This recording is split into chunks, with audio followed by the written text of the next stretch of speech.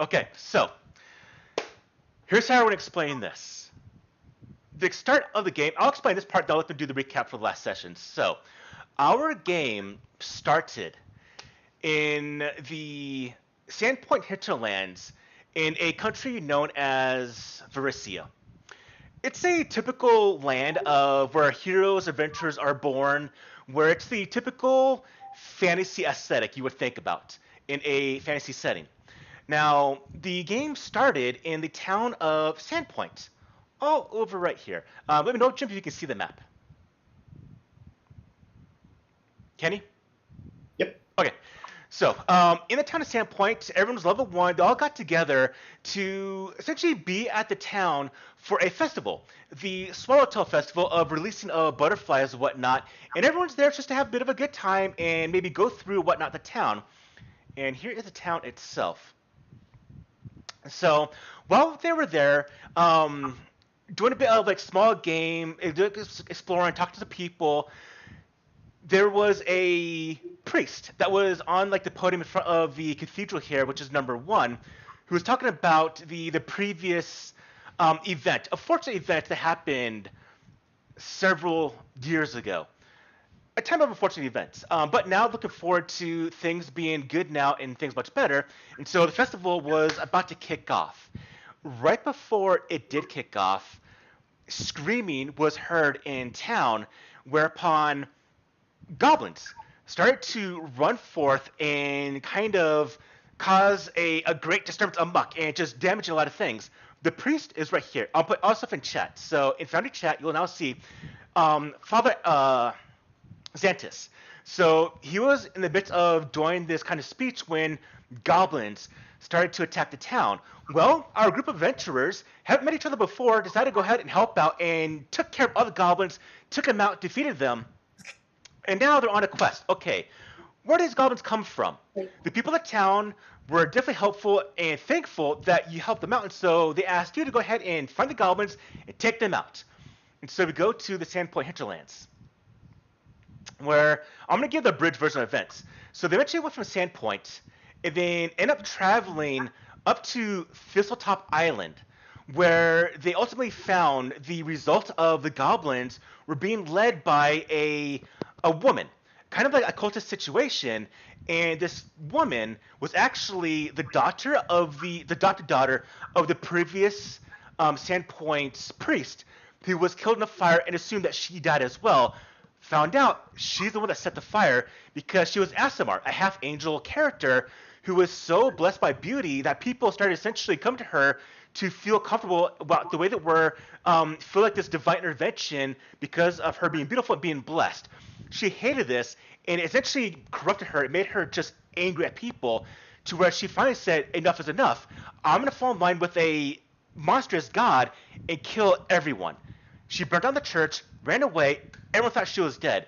Now, years later, she's taking her vengeance and trying to destroy Sandpoint. Her name was Nualia. And this is her right here. Let's see if I can find her. Right here. Woman Nualia.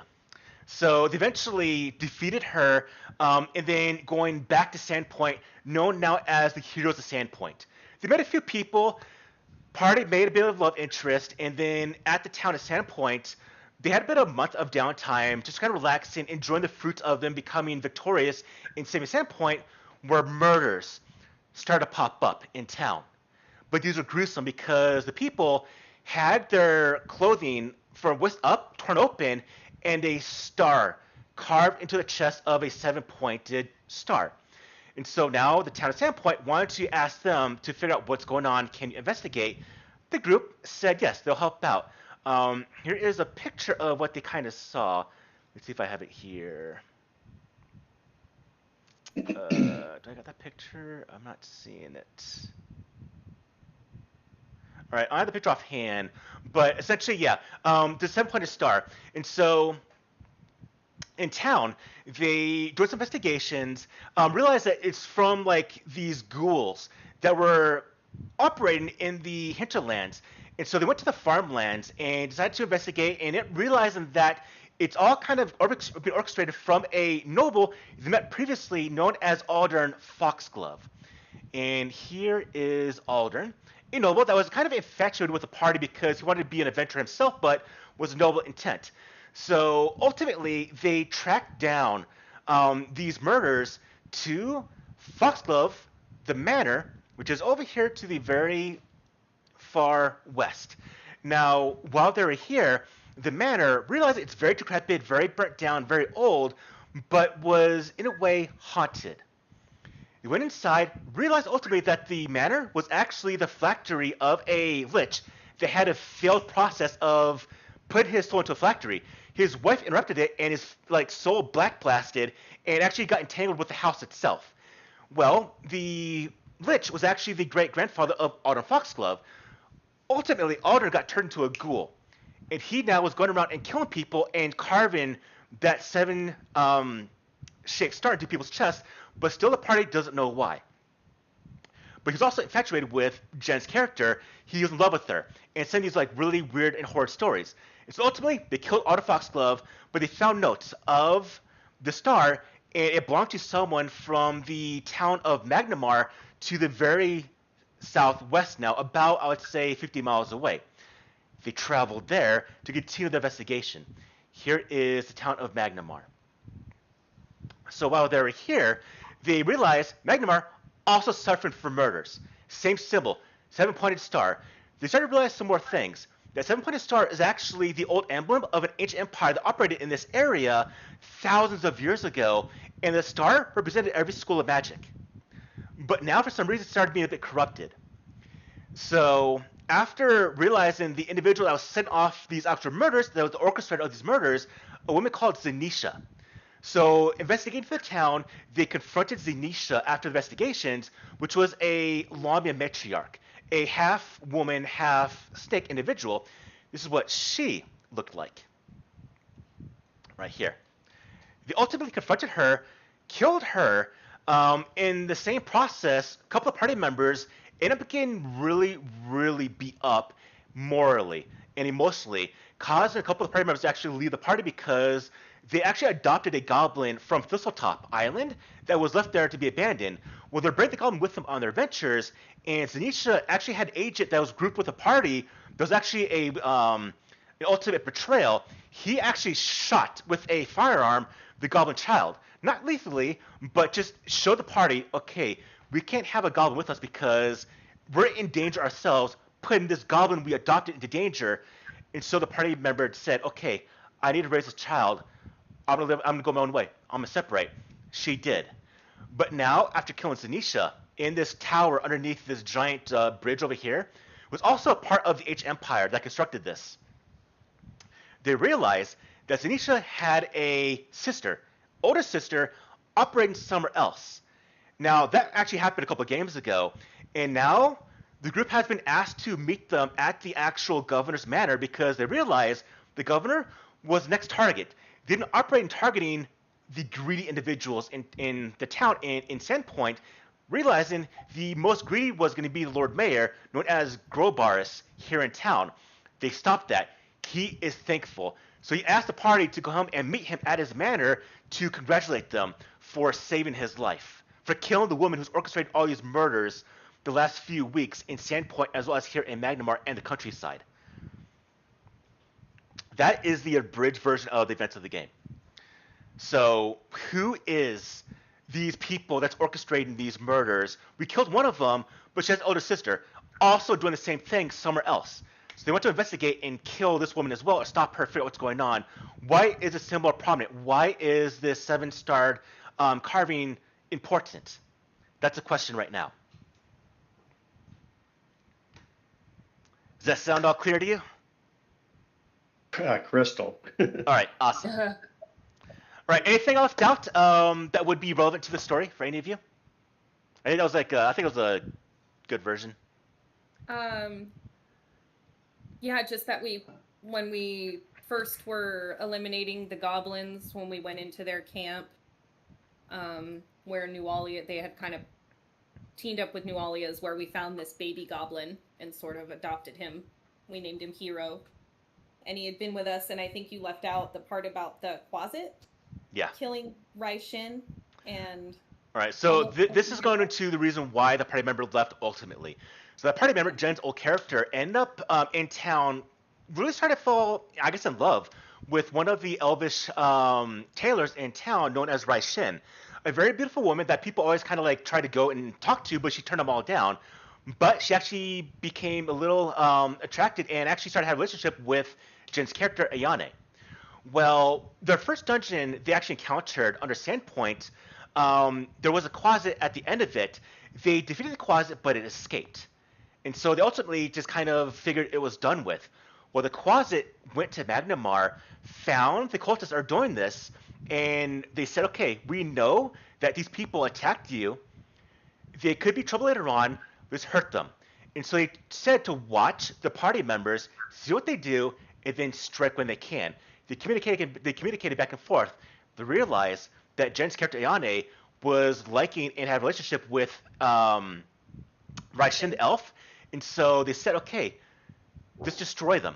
And so in the home where they had the Goblin Child Hero, while they're adventuring, the closet broke in the house, kidnapped Hero, and they wrote down in blood, "You destroyed my home, I'm destroying yours." And then the closet went shapeshifted in the form of Ayane, Jen's character, and killed Raishin, slit her neck, while in the form of her lover, essentially. When Ayane, Jen came back to town and saw the murder, she essentially broke down. Then realized at the same time that their like adopted child got kidnapped. They saved the child, brought him back. Okay, the kid is now like traumatized.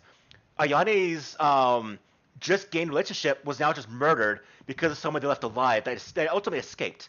And so they said, okay, instead of leaving the child in town, we're going to take it with us. They took the child with them to Magnimar, where they met a new party member that was there temporarily. Ultimately was the one that was actually going to betray them. It was actually an agent for Zanisha, that Lamia matriarch. And so he said, okay, yeah, they're attached to this child. They'll protect it for all chance. And in that fight, they gave the child to Tobin, the character. He's like, yeah, they'll protect this child. And in the midst of the battle, when Zanisha was losing, he shot the child and it just freaked out the entire party. Ultimately, they killed brutally Tobin, realizing he was actually working for Zanisha, killed Zanisha, but at that point, they realized, we can't take this kid with us because he's too young. We can't take him to his own home because he will be hunted by other people. He is not part of a goblin heritage anymore, like culture-wise, and so Jen's character left the party to raise Hero. And it was one of our friends who actually played this other character. So it was like the betrayal of betrayals, because it's one of our other friends that we game with, that we've been gaming with for a long time, that jumped in. And we were like, oh, are you going to play with us now? And he's like, well, for the foreseeable future, I have some time. So, and none of us realized that he was playing as... Little did we know. He was playing as a villain. Yeah, he was playing a villain. And completely shocked the group when it happened. I remember, like, the whole thing, in the middle of the fight, while they're fighting Zanisha goes, what did you learn? And Tobin says, all I need to, this child. And their faces when they heard that was pretty glorious. Yeah. I still hate We you immediately for were it. messaging him like, we Yeah. hate you. I know, You we were die. a Hope you friend. step It on was like, Legos. you're the worst. We're not Yeah. friends anymore. Yeah. Yeah. Chase, if you're watching, go fuck yourself. But I still love you. Funny. Like, He's a good after friend. yeah. But we Yeah. love you. Yeah. Yeah, we love Chase. We do. But after all of that, the only thing you truly need to know is that my character is the most handsome orc you've ever met. Except that you get drunk under the table by a freaking gnome. I'm still good looking. That's all that matters. Okay. Burn one. So we'll pick up the game today. I'll bring in your character, Jim, pretty quickly. I have an idea of how to bring it in into here. But let's go ahead and talk about a recap. So, to get everyone here, because Jen's bringing a brand new character as well. I don't think Davina was here last session. So, Last session. huh? We had a really short last session. Yeah. It was only like an hour and a half. Mm-hmm. You did the initial, I think, reading. So let's go ahead and just do all that again. Let's kind of backtrack a little bit to bring in Davina's character. So we're going to start in the tavern in Low Clef right now in Magnimar, where the four of you will currently be just hanging out. This would be immediately after the battle, or the morning after the battle with Zanisha. So Ayane has already left. Davina ultimately is going through her own emotion because now all of Davina's friends have ultimately left except for Olaf, which is Robin's character. And so it will be here. And I don't think we want to do the reading right now. Jen, we can do that No. the next reading later on. But go ahead and give. Yeah. We'll play the events. We'll redo it again to have Davina part of it. But we'll do the actual reading, the full one next time we get to the moment for it. Okay. All right. So just so we can get to Davina in the game. So here's where we pick up. I'm gonna go ahead and play some music. Dude, can you not? Okay. So in the tavern, all of you do wake up. You do go down in the morning, and actually, no, it's still evening. So it's after the day, and you all are thinking now what to do. We know that Olaf is in a definite state of emotion. That is actually, I just realized it is going to be morning because this is from the old time. So I'm gonna go up one more day. All right, backtrack. Go back to the morning. So all of you just woken up. You've gone down to the common room of the inn, and you've had one night to kind of think over the events of what happened. Davina, maybe you have stayed outside and not come back in, but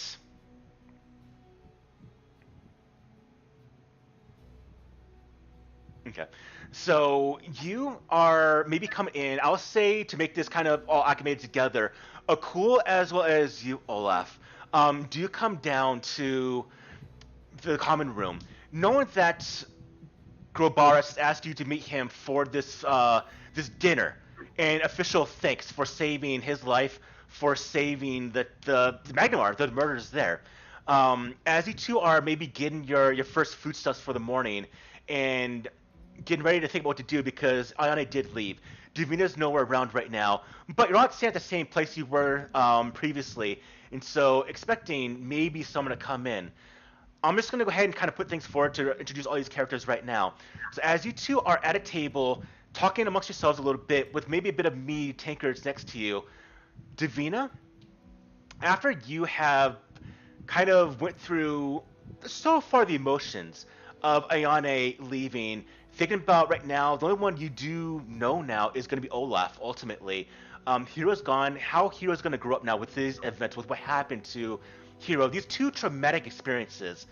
How is he going to be? Because as we know here, goblins. In fact, this is going to be also more for you a little bit here, Leo. No, not Leo. For you, Jim. So, Goblin society in Pathfinder and Galarian are a little bit similar to D&D's, but they're actually now more civilized in some capacity.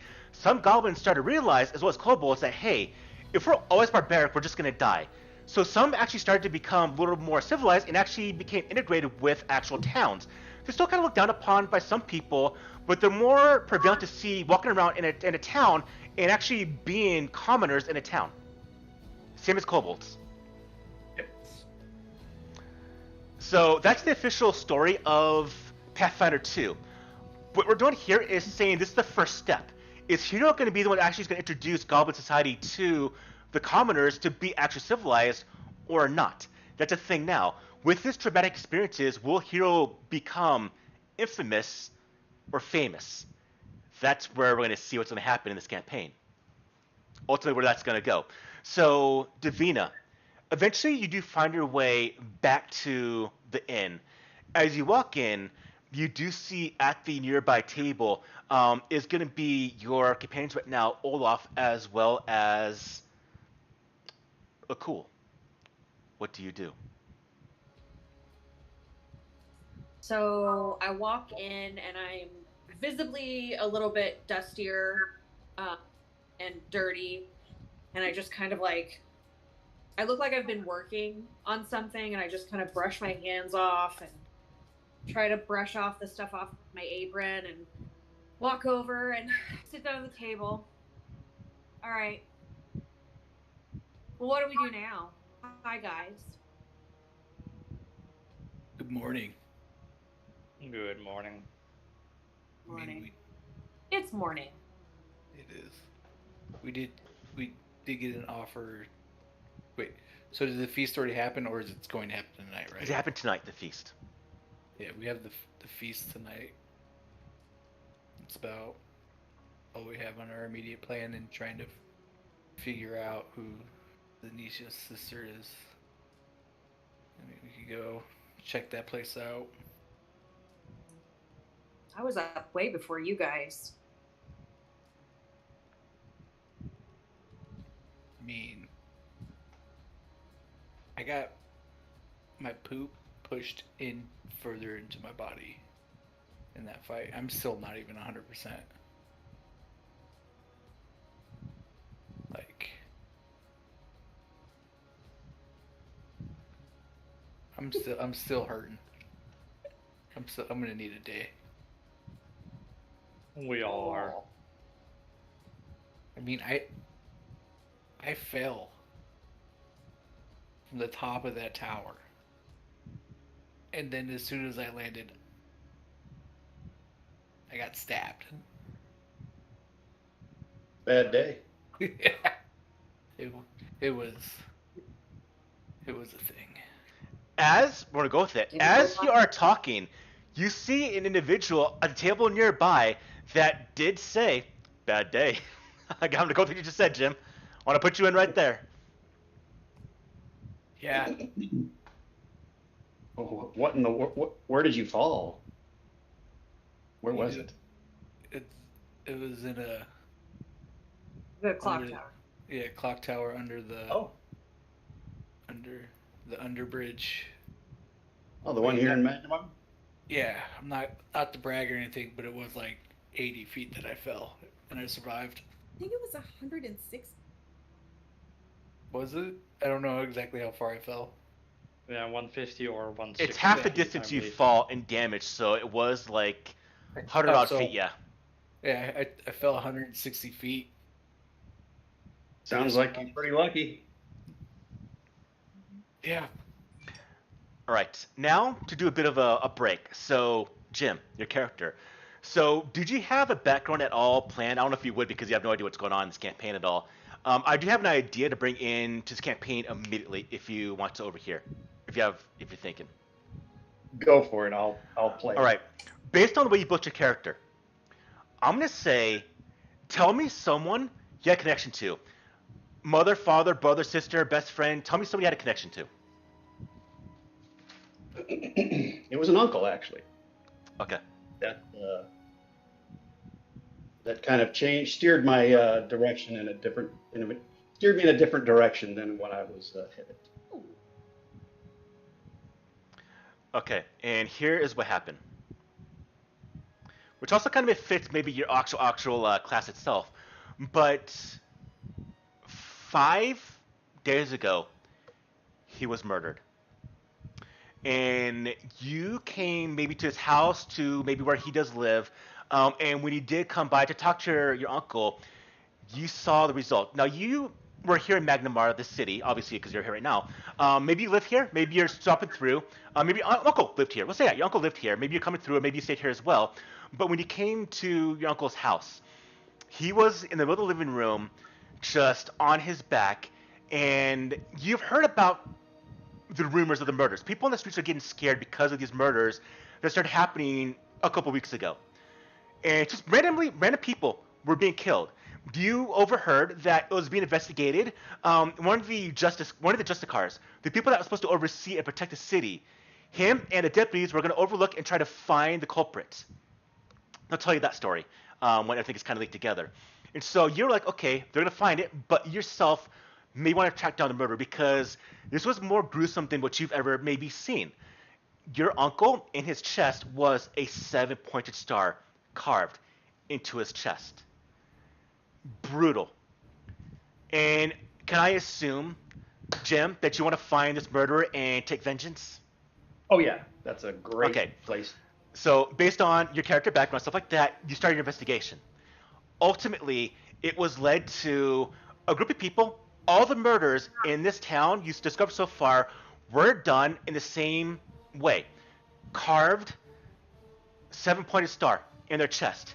Investigating, not only were they all not just from here, but also coming back and forward, they all were of some wealthy type of life, between merchants or gamblers or something like that. They all had a means of acquiring a bit of wealth.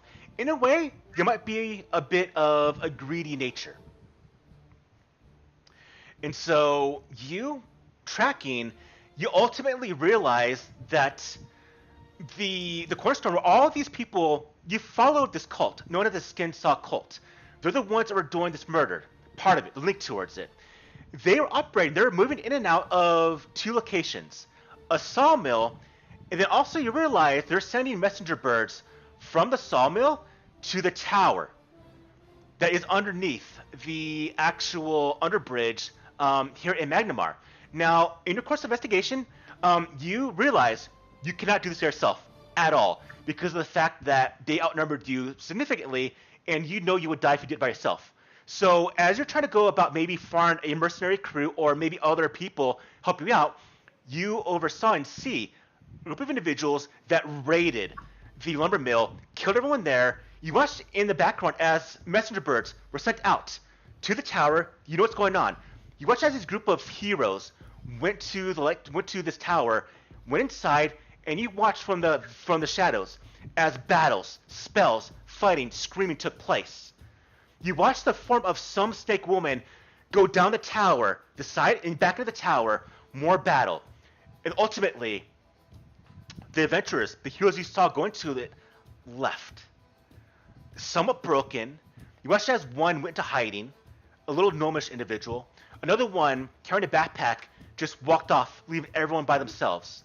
The other two, side by side, heads maybe a bit down, looking for the one that hid. The gnomish individual, couldn't find him.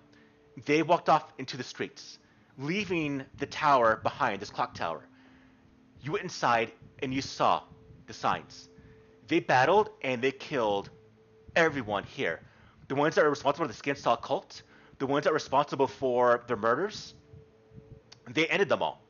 And so you, maybe curious, tracked them down to the tavern where they slept.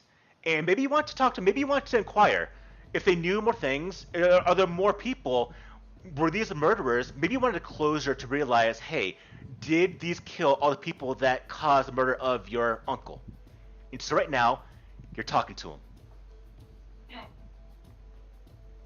So yeah, what were you doing out at that tower? If you don't mind me asking. I don't want to interrupt your meal. Well, we tracked what we think was the one operating inside Magnimar for those 7-pointed star killings, I believe. 7-pointed star killings. Yeah, I've heard of that. That one hits close to home, actually. Did you successfully stop them? Are they done? Not sure, to be honest. We know that Magnimar probably will be safe, but with how far we've come and with the information we have found that it's still happening somewhere else, we can't say for sure. Do you have any other information? Say I was looking to enact revenge on those same folks. And it sounds like you're not really done yet. What other information would you have so I could go off and pursue them? Where are you at? Well, we found a letter, but I'm not sure if my friend Akul and Vina are willing to share it with you as well. I understand. As you're talking, you do see one thing upon their faces, Jim. I'll use your character's name when you have to get introduced. Is that their emotional kind of like showing right now? They are extremely untrusting right now, and it does maybe pertain to the fact that one of their groups just left, and you kind of maybe watched as they just left the city in the middle of the night, just out of here. And so there might have been some conflict, might have been some inner turmoil, something happened that's causing. And you also do see, as 5 went in, 4 came out, the third one left. And that 5th one that went in there with them was left there butchered. Something that seemed personal in a way. Zanisha was ultimately, you can kind of tell the kind of, just because of her monstrous way, maybe the culprit. But what happened to the other human-esque or elf individual was like gruesome in a way, unusually so. Something about that character was personal to these people right here. We'll say that later on. But actually, they're talking to you right now. Let's go ahead and talk about characters. So as you, Jim, are talking, I want everyone quickly to tell Jim what your character looks like when he looks at your character, when they're talking right now. All right. Well, I'll Olaf, start. since you were talking to him. Olaf. All right, Olaf, go. Well, you basically see a human wearing heavy armor, no helmet at the moment since it's sitting on the table next to his tankard of ale. Gray hair, giant scar across his face. Basically, someone you would expect to be experienced with war and battles and such. Like a scarred veteran, basically. Okay. All right. Cool. Next. A cool. He is a 6'8", 260-pound man beast of an orc. He's got a breastplate on that has like a white painting of what looks to be like a dragon, and he's got some like light blue hair that he has in a nice braid, little mohawk braid, and yeah, he's beefy. Okay. Davina? Davina is the little pint-size portion of the group right now. She is an umbral gnome that is about 3.5 feet tall. Looks fairly young, has this strange iridescent colored kind of purple hair that's almost as long as she is tall, put in a couple of braids. Her skin looks really grayed, and she looks a little like the face is a little sallowed, you know, kind of like dull colored, almost grayed out white eyes. And for some reason, there's just this lingering smell of decay around. So she doesn't quite look like she's like the most springy, bright, vibrant little gnome there is. Is this, Paul, is this the one where we can hover over our characters and it'll pull up their full picture? Yeah. Yeah. Okay. I'll have to get the full and- pictures in chat. I don't have them right now at the moment. I was running kind of late today, but I'll get those eventually. But you can see the token art. Okay. And Yeah, and I'll don't- throw my full picture in Discord. And don't let Davina's size fool you, because she can outdrink the mightiest of Orcus. Orcs. All right. And then everyone, what do we see when we see Jim's character? Or Jim, what do So you see? you guys are looking at an average height male human. You wouldn't know him from anybody else. He doesn't stand out in a crowd, except maybe the hair, but you know, that's about it. Normal, nice clothes, but not too nice. That's it. You wouldn't, like I said, you wouldn't recognize him from anybody else in the. What In the color whole did you town. think your hair was? The perfect rogue. Red. Okay. And his token's on the map now. Oh, went through Hero Forge. Yeah. All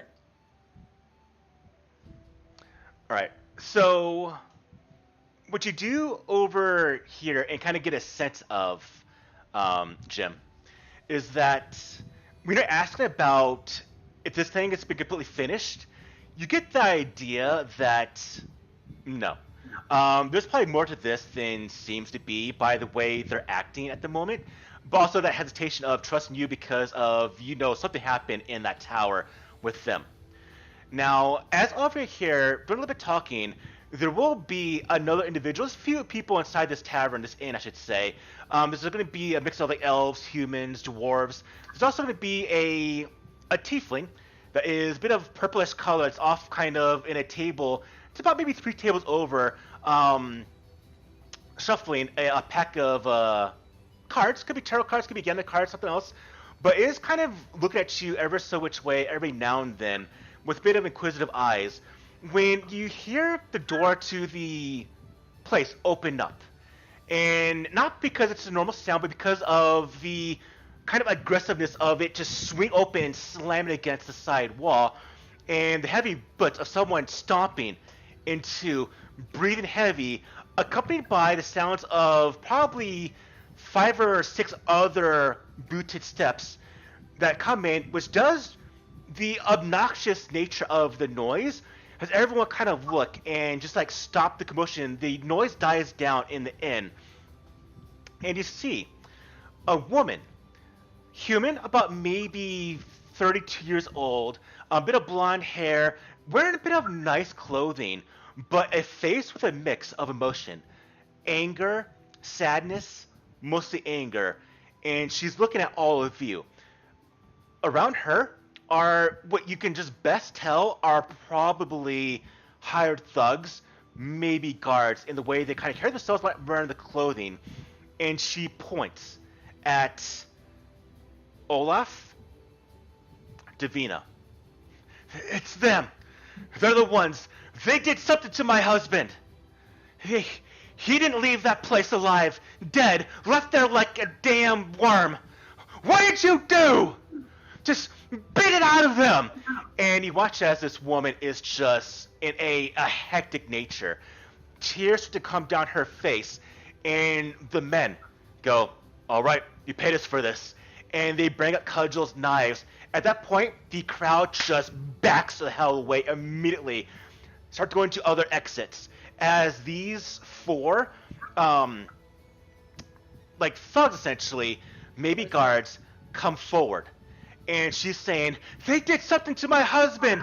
Just kill them. Kill them because they killed my husband. And she is in a full-blown panic. And you all witness this. What do you do? Davina immediately jumps on top of the table because she's had enough of this shit. And she like slams her feet down, and I am going to use my intimidating glare to stop the 4 guys and her to back off. Like, okay. I'm gonna let the death take me a little bit, so I get like spooky. You want your curse to take? You want your curse to take over? I'm gonna let the curse take over. Okay, yeah. So we're gonna narrate this in a way. All of you watch as this 3-foot-tall, just now pissed off gnome just slams her foot on the table, and then how about you tell Jim what he's gonna see when you do your curse?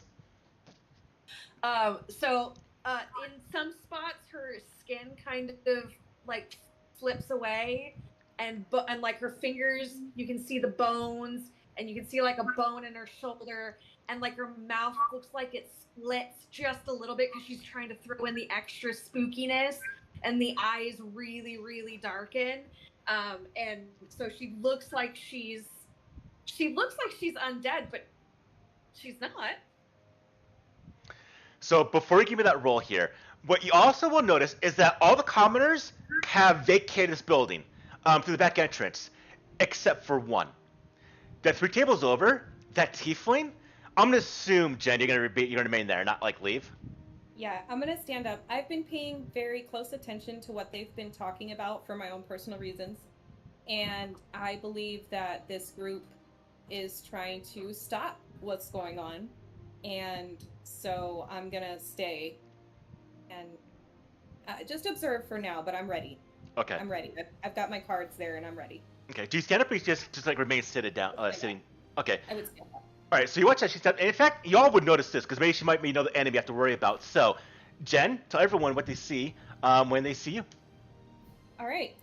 You guys see, very, very obviously, she is a tiefling. She's a very, very deep purple color with dark purple, almost black horns, and she has black hair, and she's wearing sort of flowy clothing. It's a little mismatched. It doesn't, like, some colors just kind of clash. They don't quite go together as well as they should. I wouldn't say it's quite quilting, but close. And she does have that deck of cards that she was shuffling. She now has them fanned out in front of her and is standing there watching what's going on, just pretty attentive, I would say. Just, the cards fanned out in one hand, almost like she's holding like a Japanese fan, and is watching very intently what's going on. And, like Paul said, she's the only one who didn't leave and is still there observing. Okay. So, Davina, you gave me that intimidation, so it's intimidation roll. Go for it. Do you want me to roll myself or roll in game? No, you can roll normal, but Jim's going to roll in game just to get an idea of how things work out.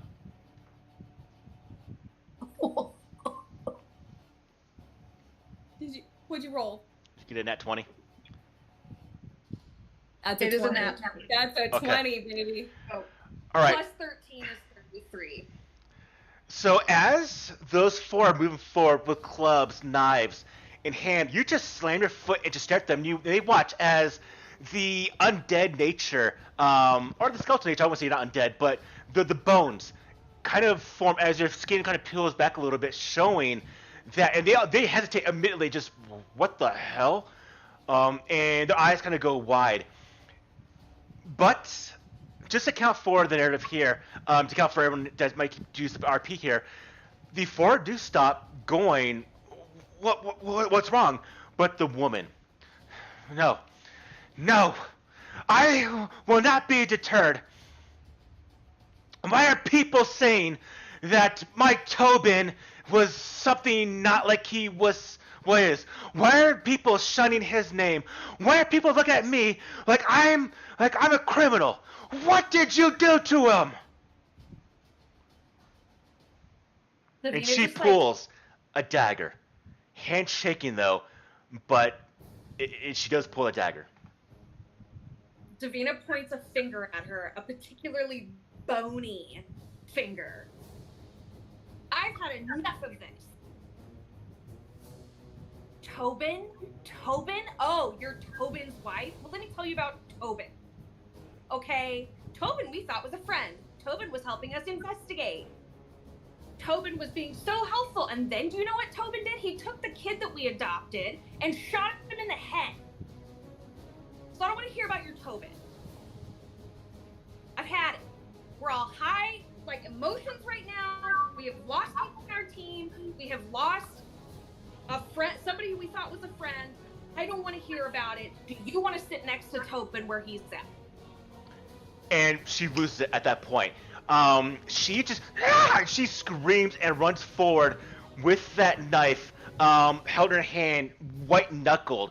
Now, you all can tell immediately, this is not a fight, this is a woman in grieving that was tricked by Tobin like you were.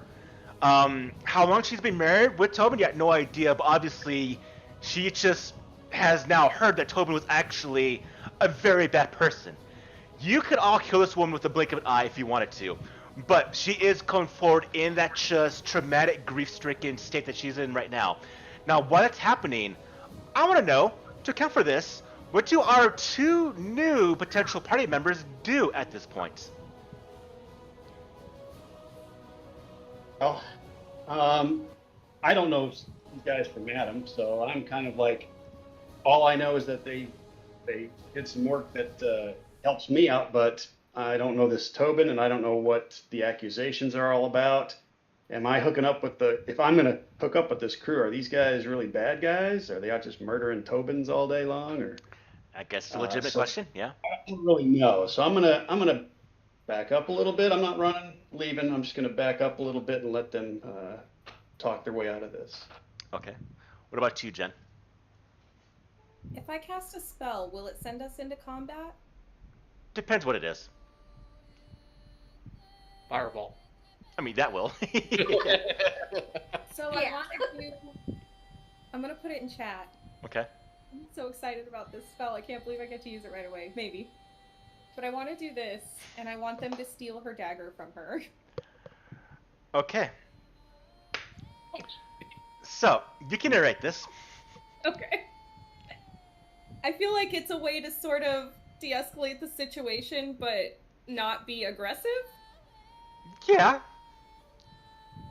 Because they don't hurt anyone. They're Yeah. just, like, spiritual. And they're gonna steal her dagger from her and just start running around with it. Okay. So, all of you watch as this tiefling does a very, very quick spell. And do you want to narrate where it comes from, how you do it, for to fit your character? Okay, so this is the first time I'm doing this. So whenever I cast a spell, I can pull a card. So... Oh, I need to make the macros for that. yeah. Well, I have macros. So what I was using, Paul, like you saw, I did it earlier. I shuffled the cards to get my card for the day. So I do this and I just hit shuffle and then whatever the top card okay. is. So like on this one, so I pulled the bear, which is hammered. So the force of the spell is enhanced. It only enhances single target offensive spells. So in this case, it wouldn't do anything. Okay. So it doesn't do anything in this case. Okay. But I'm curious, so when you do your spell, does it originate in a typical fashion from a caster, or do you have it mixed in with your cards? Does it come from the cards? That's what I'm curious. Okay. Yeah, it comes from the cards. Actually, because of the type of cards that I have, they're different than normal hero cards. They're All right. magical. So you all watch as immediately, so the four guards are like still, they got freaked out and paused by Davina. The woman's moving forward, when all of a sudden you just hear, and just monkeys all around start jumping around on top of the tables, springing out of the card that's currently being held by Jen's character. And these like little spectral monkeys start jumping, hanging on the building, the chandeliers, the walls. They move forward and like she like freaks out. The guards like, what the hell? And start swinging their weapons. And I feel the monkeys grab the dagger and yank it out of her hand and start to actually just running around and start taking items. Like one steals a belt from a guy, his pants fall down. And he's like, no, he goes to pick up his pants. Another one takes a bowl and like drops it on top of the guard's face and gets him covered. And it's just now causing panic and chaos as all the monkeys are moving about and just causing pandemonium. But it just does disarm, and just the abruptness and the chaotic nature of this does stop the woman in her tracks. She's just like, what the hell is going on? And is now flailing at monkeys that are all inside this inn. And while there's all this chaos, I just look at her and I'm like, you're not judge, jury, and execution. Find another way. Give me a diplomacy roll. Oh, that's not going to be good, guys. No longer a bard. So diplomacy being persuasion, Pathfinder 2. Oh, I rolled good. 18. I mean, for me, that's good. Yeah, 18. No. I paid you! She turns around, and they're all, like, completely disarmed, and one's, like, running away, patching around his ankles. The other ones are just preoccupied, and in no condition to fight at all. And she turns around, and no longer any knife, nothing. She just seems defeated. And maybe the realization that her fighting will result in her potentially dying, she does think about this in a way. And in a bit of a defeated fashion, physicality-wise, but not the eyes. You see her eyes and the way she looks at all of you. You've seen it before. And it is something that you know is probably going to happen or it's going to come to fruition later on. That is the eyes of someone seeking. It is the eyes similar to Vina, Olaf, that Nawalia had in the anger. And she leaves the inn.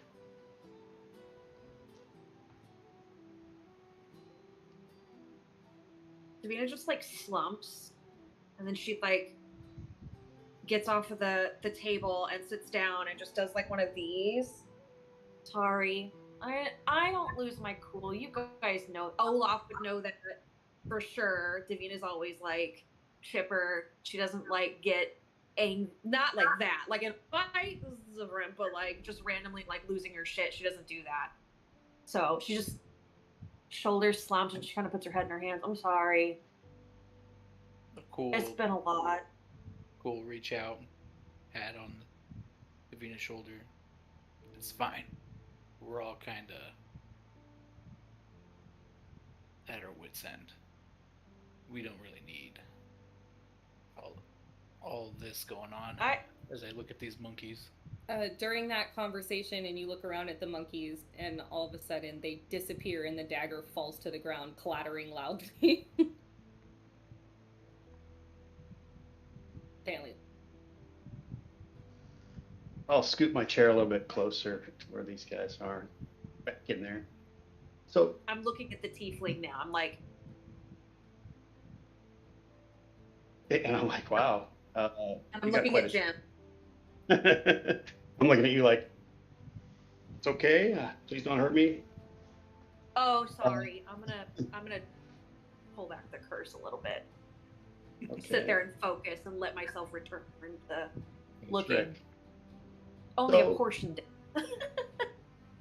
So you said something about Tobin was your friend. Why would she accuse you of doing something like that to your friend?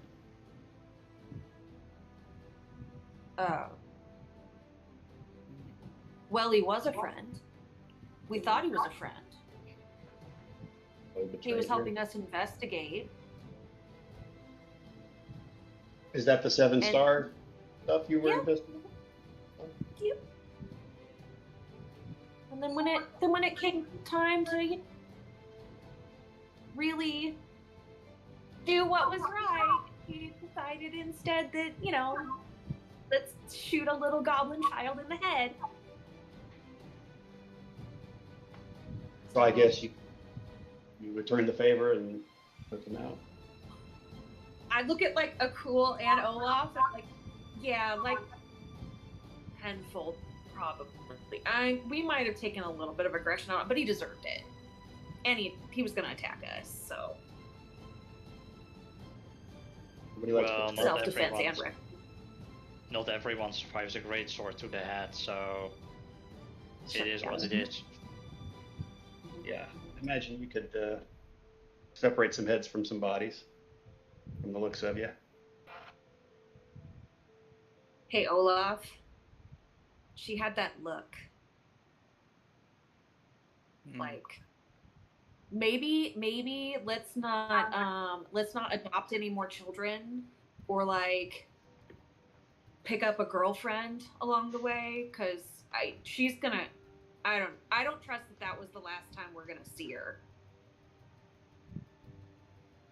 I don't know. Well- Olaf's kind of a handsome guy. The whole no girlfriends thing might not work out. It's true. It's true. Well, the last time I saw someone at least, then we got banned from a store. So I don't think I'm up for any fun at least. I mean, at least she appeared human, so how much damage could she do? It's not necessarily what she can do, it's more of what she could throw at us. Like knowing Tobin and how much his guns are worth, I reckon she's quite rich.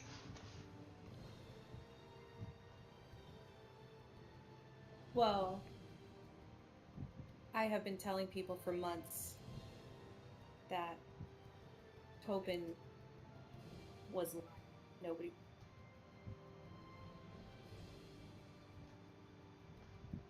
I mean, where were you at? I mean, I've been following him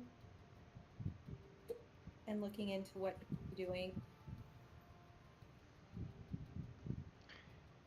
And you have in your grasp, Jen, a piece of paper that has a very, very recent wanted poster of you by Fletch.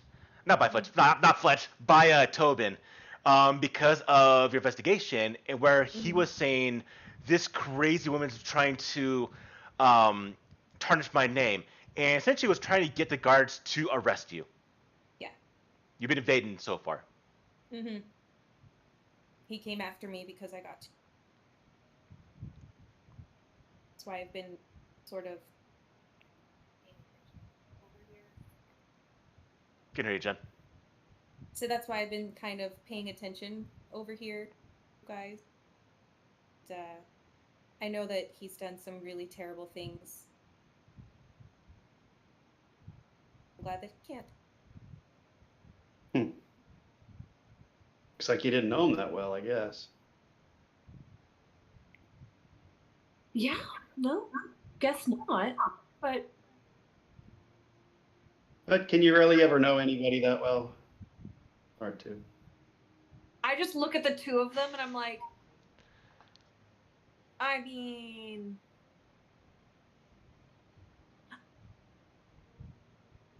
and then I just look at Olaf like, and I shrug like, we took in a cool and we didn't even hardly know him. I'm an open book. Ask me anything. Akul thus far has been a cool guy, but, well, Tobin. I did that for a reason. For that pun right there. I've been waiting. But it's.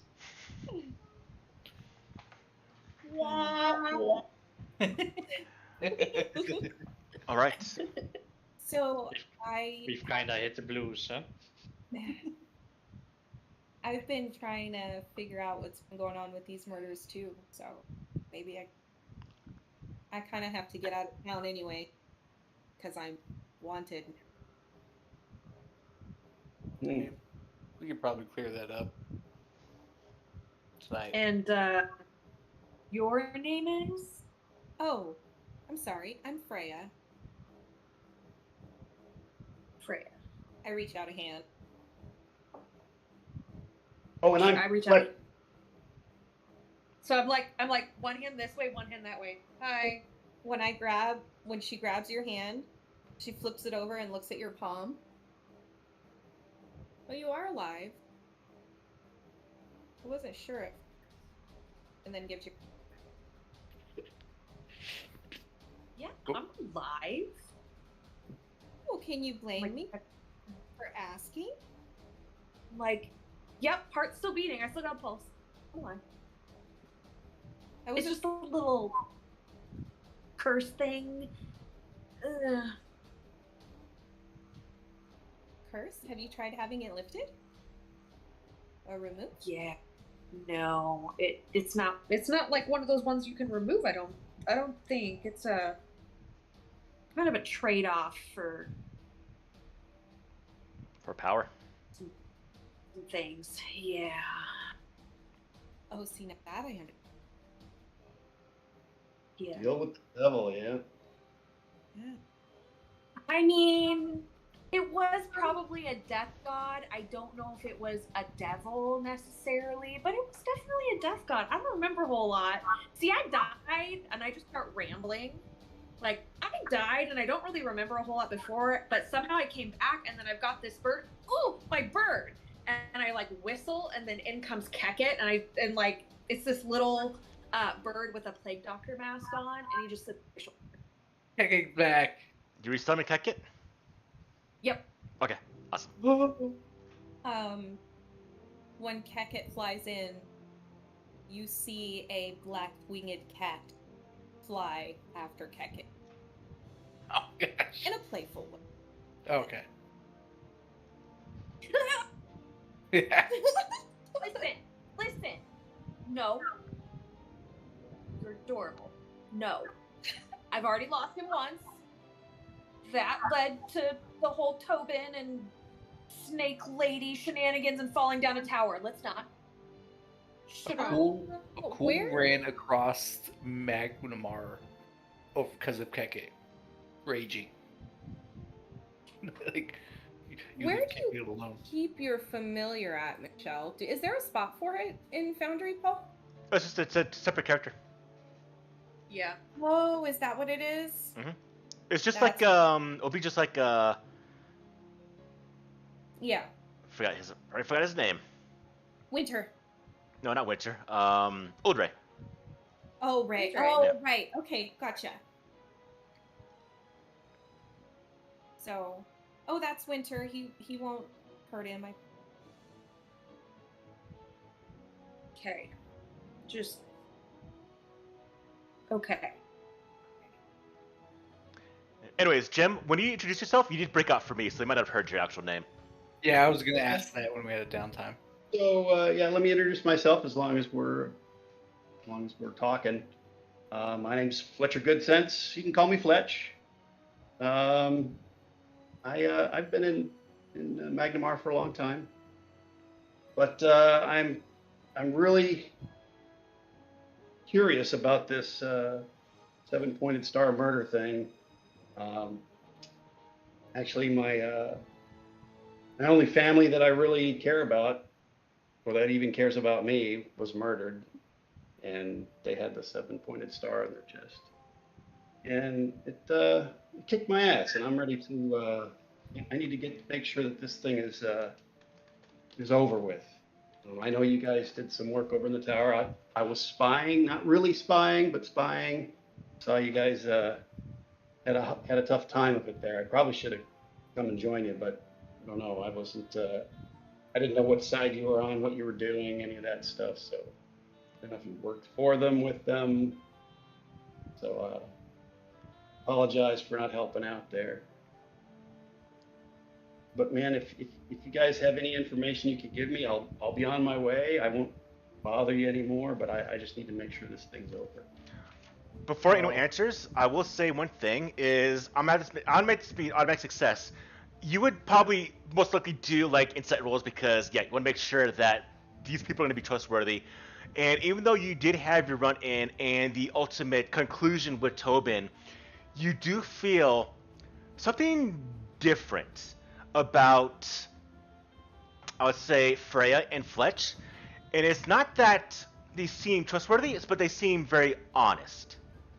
Especially when Fletch talks about his uncle. Well, if And you're gonna Freya go did down help you this, with the crazy lady.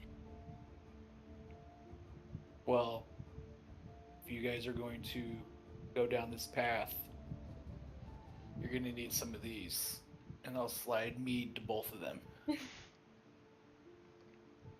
you. Then I don't usually drink at 10 in the morning, but I'll make an exception. trust me, you're gonna start. Yeah, anytime. Well, it kind of sounds like you have the same goal as us, stopping these murders and finding out what the hell is going on here. Yeah, I do. So, instead of, going your own way, perhaps we could travel together. Well, that's even better solution. I prefer that, actually. I just didn't know if you wanted company or not. I didn't impose. But yeah, I'll take you up on that offer for sure. Here is the picture. All right, so here is what it looks like, Jim. You can see in chat now. Oh, yeah. That's what you would have seen on. Quite disturbing. And also for you, do you show Zanisha's letter? I was just about to ask who has the letter. Oh, I have the letter. All right, I'll put in chat. We can It's do. not- If anyone, I mean, we played a couple weeks. If you want to do a recap, or if anyone wants to read this, we can read it again. I'll read yeah, it. I'll just tell I'll just read it. Okay. Olaf to slap the letter on the table. I just pulled the letter out of pocket and lay it on the table for everyone to see. And it reads, "My sister, I trust your little band of murderers is doing well, gathering the greedy souls for our Lord's rise. Has Magnimar proven to be as sinful as you had hoped? It may interest you to know that my plan to nurture greed here in this backwater has blossomed. Quality of greed in a soul is so much more refined when it is given the proper care. Are you still simply carving the Sahedron on them as they expire? How crude. My method of marking is so much more elegant. In any event, I'm sure that your plans for harvesting greed where and when you can find it in the wild are progressing well enough. I just hope that your raw, ungroomed, and likely inferior victims don't interact poorly when mixed with the purity of my own subject. If you tire of your little project there, know that you're always welcome to come to Turtleback Ferry and serve as my assistant, little sister. Fort Rennick should be in our control by the time you receive this letter. In any event, so there'll be plenty of room for you if you wish to take me up on my generous offer. Oh, before I forget, have you managed to harvest that Lord Mayor yet? By all accounts, he might just be the cream of the crop in Magnimar. His soul might even rival several from my hand-grown harvest." Showing that this is not the end. Yeah, that's not the end. There's another. Like, where did you find the letter? On the dead. We found it in the bell tower, I believe. Yeah. Okay. Or the clock tower. Is Zanisha's room. Actually, no, this is on Zanisha, I believe. It was on Zanisha, I think. Yeah. She was carrying it with her, probably spitefully, I'm guessing. Wow. They harvest greed, huh? Oh yeah. So that is interesting because as I've been following this, I have noticed. I'm sorry, Flet, to say this, but I have noticed that a lot of the people who have been chosen have sinned in some, I guess, in some way or another, leaning towards greed. I'm curious why the mayor was on. Is he a corrupt politician like all the rest? Well, from what Akul and I saw, we aren't sure, but he did have a chest with a lot of gold in it. Yeah. So they already did get to the Lord Mayor, then that's right. No, Lord Mayor's still alive. They were Alive? Yeah, he was He next. on the list. They were gonna kill him, and since we stopped them, we stopped his death, and so there's actually a feast tonight that he's throwing for us for stopping Tobin Saving. Oh, and saving his life. So Yeah, I'm probably gonna have to sit that. actually, if you showed up, we could clear your name, Probably. especially since it was coming from Tobin, and Yeah, he is the started the fires. I'm pretty sure Akul and I could put in a good word for you. Since, after all, we kinda saved his life. Well, I tend to move around a lot. I'm in Magnimar about up anyway, so this would be nice to come back if I ever need to. So those give it a shot.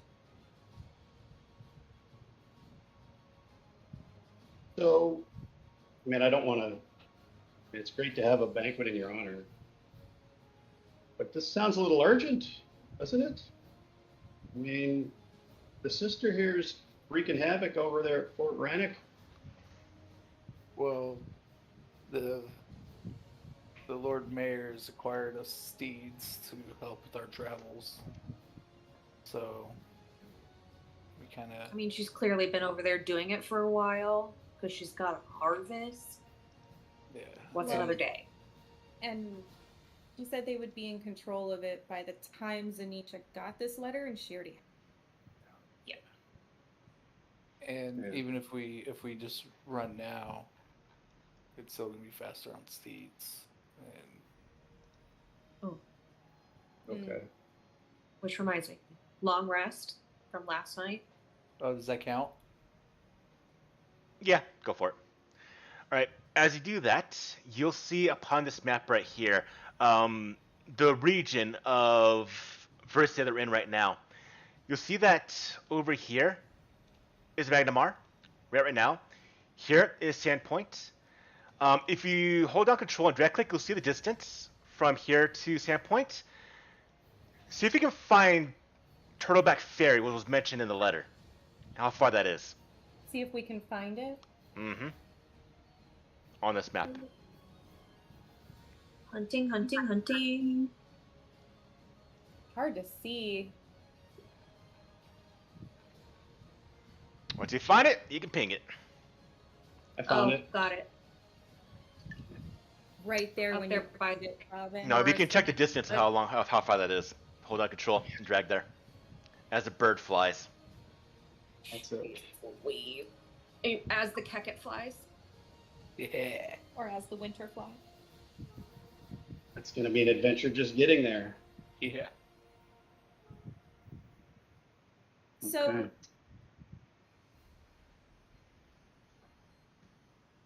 well, that's good that the mayor's going to give you horses. Fletch, I can get a horse for you and I don't mind sharing. Oh, Okay. we should have more than enough. Oh, well, I don't need a horse. I have one. Oh. So do I know the world well enough to know this map? You would, yes. So you all would know. Cloud would talk with each other, knowing that it's near the Water Mountains, near the Cinderlands, that by typical travel, by foot would take you about 2 weeks. By horseback, a little bit less, but we're still traveling quite a distance.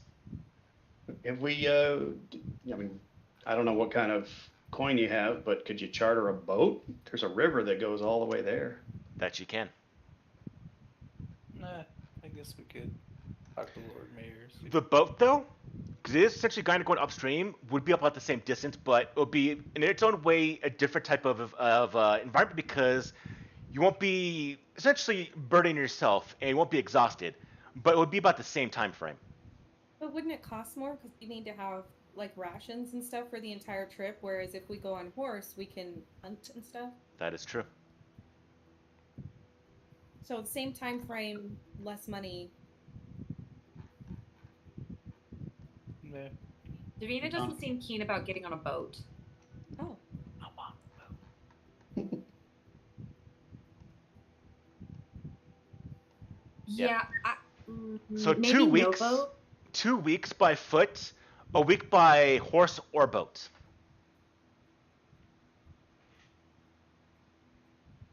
I say horse. I'm gonna need a sturdy one. I'm a big boy. Hey, I'm just tagging along for the ride, however you decide to do this. But it does beg the question. You have word already. You have information in that letter talking about Fort Rannoch, talking about Turtleback Ferry, the harvest. Are there more murders up there? Do you wait until this evening, get the horses from the Lord Mayor? Do you leave right now, buy your own horses? What's the plan? Do we wait or do we head out right now? What do y'all want to do? I think we want to wait, go to the feast, try and clear Freya's name, talk to him a little bit, and then, eat and then head out. I mean, and we don't need all horses for all of us. We could also do is there a cart that could, be pulled by a horse? well, if that's the case, all we need is a cart. Hmm? I have a horse, so Yeah, we just need a cart, maybe. Cart would be slower. I mean, we're going to Yeah. be traveling for a while. we get some camping gear, or we just all out on a bunch of horses. I could just ride with somebody. A cart would be Clearly- easier, but also as slow. Yeah. I say just horses. Faster. Especially if the mayor's Cool. going to provide them. Of course. I've never had a horse in any of my D&D games, so I want a horse. Let's go get horses. Do we need to dress up for this thing tonight? I don't Is this think just so like a come as we are kind of thing? Like, It's at his personal home, so. Is there something wrong with what I'm wearing? I think I look fairly dashing. Just wash the blood off. Well, Clean the blood off a little, maybe. Those are my badges of honor. anybody got prestidigitation? Is that a thing in this setting? Yeah. I would literally rage. Those are my my proud moments of battle.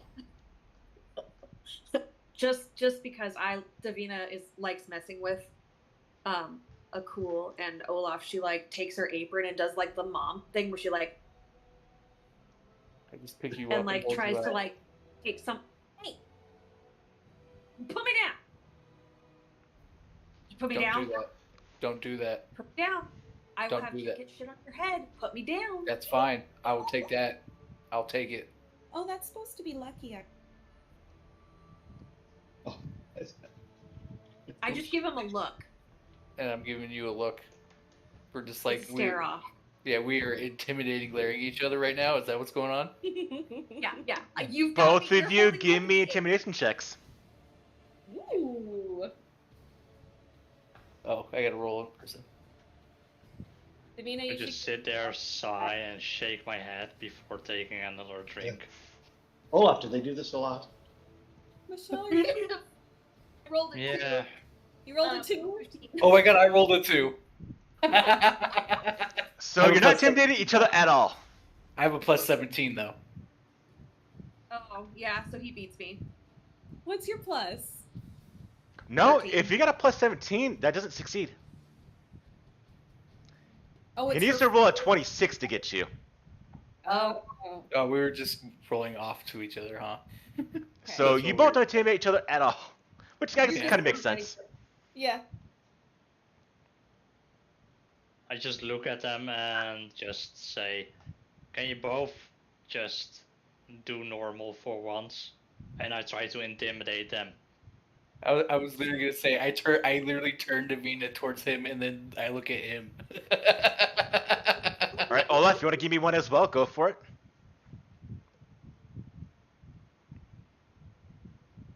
With my bonus, it's a 30. How dare you? That will affect both of them. Y'all see kind of Eight. pissed off Olaf. Okay, Dad. At this point in time, the tavern door opens back up, and you see the proprietor. They're gone.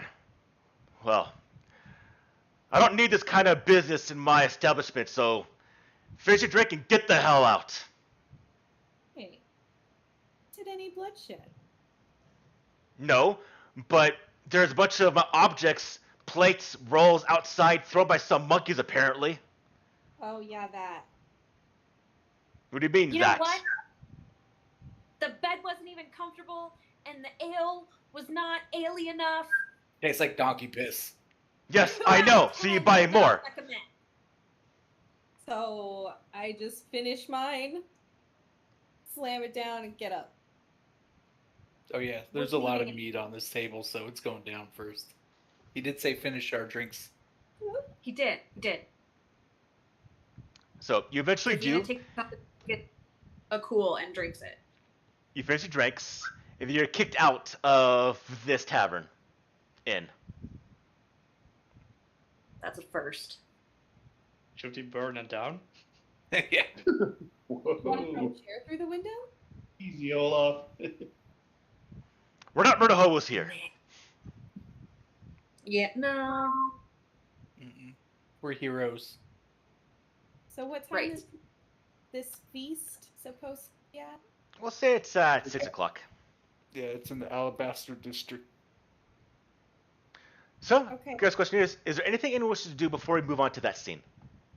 Yeah, question. How do ritual spells work and how do I do it? So, rituals are done in a way where you have the primary caster, potential secondary casters. It takes the amount of time to do it. Now, typically, anyone that can really do a ritual, as long as they have the ability to do kind of magic in a way, which you obviously will be able to, as long as you know the ritual, and then you can do it. So I want to do this for somebody. We don't have to do the whole thing, but I want to give them the bonus for it. Okay.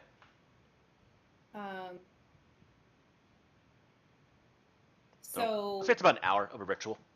yeah.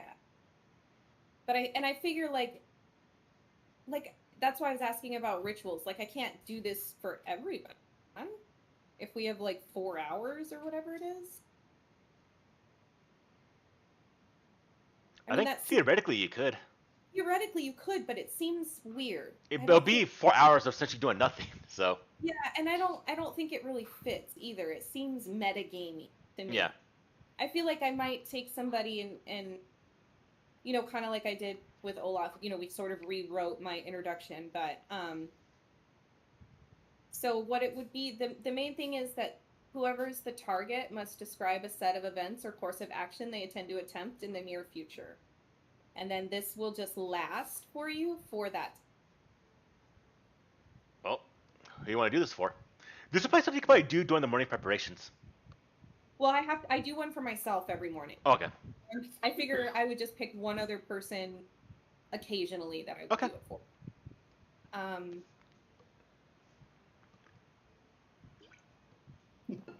Neat. So you want to do this right now? Yeah, so why don't all of you roll a d20, whoever gets the highest will get the 11. Jim, do you know how to roll a d20 offhand?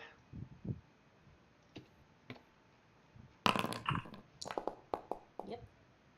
A little bit low. 14.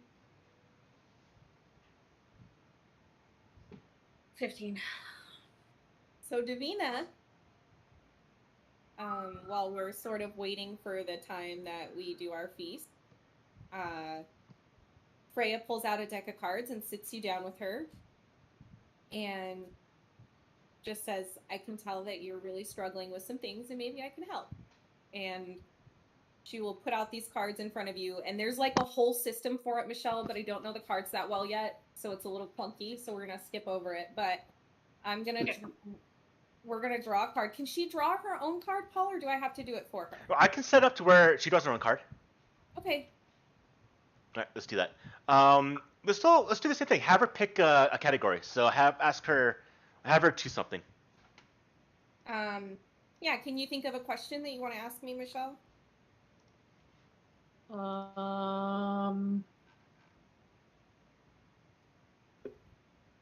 It's something that we're going to be doing in the near future, right? Mm-hmm. It's kind of the. Broke out what? That I said it's just that something that we're going to be doing in the near future kind of idea. Yeah.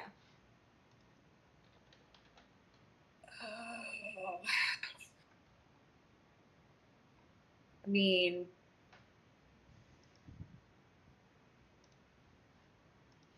I guess it's just that we're going to be doing this long travel. Hopefully nothing happens to us while we're traveling. Okay, that works. So for that... Let's see, how do I activate this? Oh, where are my notes? I rearranged everything over here and I don't have my notes right now. Oh, show the mic right here. But I think I have everything. So choose a suit, then I'll show it. Pull up the different suits. It's at the bottom of your thing, too. In chat. What?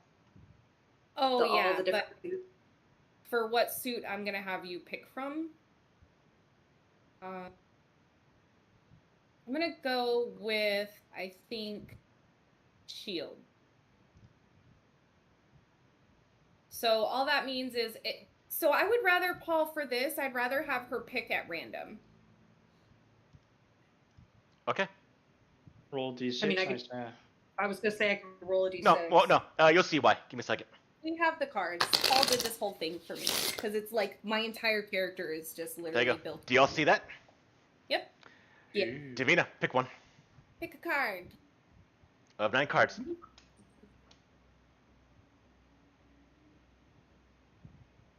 Let's see. This one. Oh. The midwife. Interesting. All right. Okay, so the midwife is, I think, is that a crown? How do I make this bigger? The midwife is a neutral good under wisdom. Oh, it's a star. Okay. Mhm. So, yes. What that means, Michelle, and I'm going to write this down in my notes. Oh.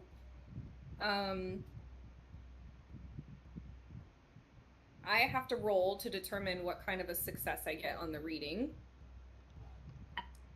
What do I add to this, Paul? Wow, I rolled a natural 1. I don't know what you add to that.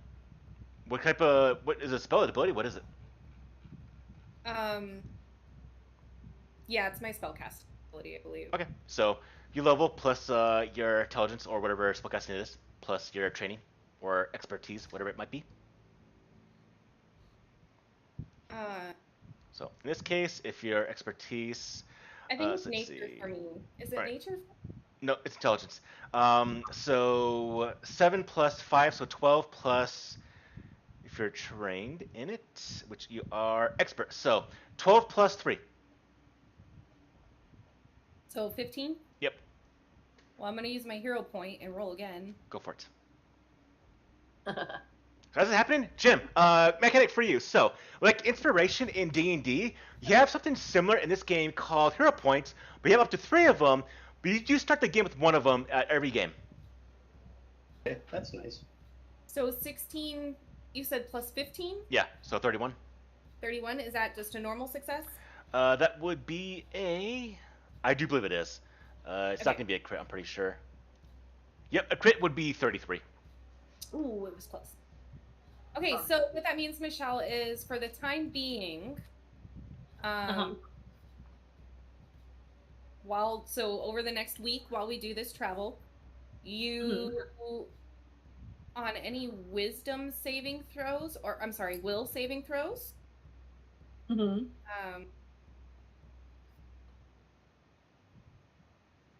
So basically you have that card. During this entire trip, if you fail a will saving throw, you can re-roll it. And then it uses up the card. In total, you have a month to use it, I believe. Well, for Michelle, it's only going to be, or for Divina, it's only going to be for the week, because that was the determining question for this. I mean, I guess technically it could last a month, but it says or until fulfilled, so it'll be until we reach our death. Yeah. Okay, so as that is done, does anyone else want to do anything before we move on to the evening time and go to the dinner for Lord Mayor Grobaris? No, I mean, I don't have any weapons or anything at all. I know. I don't know if I need to acquire some of that Don't worry. stuff. I'll take care of it. I'll give you stuff as we go. So. Okay. What kind of weapons do you use, by the way? I was going to say, if you're here. I was looking for a rapier. Probably would be a good one. I'll have to look into that. All right. A rapier you will have. Say, if you're here last game, I sold a bunch of my weapons. I was like a moving arsenal. He actually will start with a lot of stuff, but I learned this from another player that if I give him all level stuff, like if I have him choose from level 0 to 7 items, it'd be overwhelming. So I'm giving the basics are upgraded for accounting for our levels. That's what I'm doing. I'm having Jim start at level essentially 1 ability-wise, but level 9 stats when we actually get to it. So right now, I'm letting him to learn the character sheet as level 1, but in combat or skill rolls, I have him go up to level 7, not 9. Yeah, 7. Confused by I two was like, games whoa, right now. hey, wait, I was gonna say, I'll take those levels. right? So yeah, I'll just act with the gang and try to get more info, get the backstory on all this stuff that they know, which we've already done. Okay, Hey there.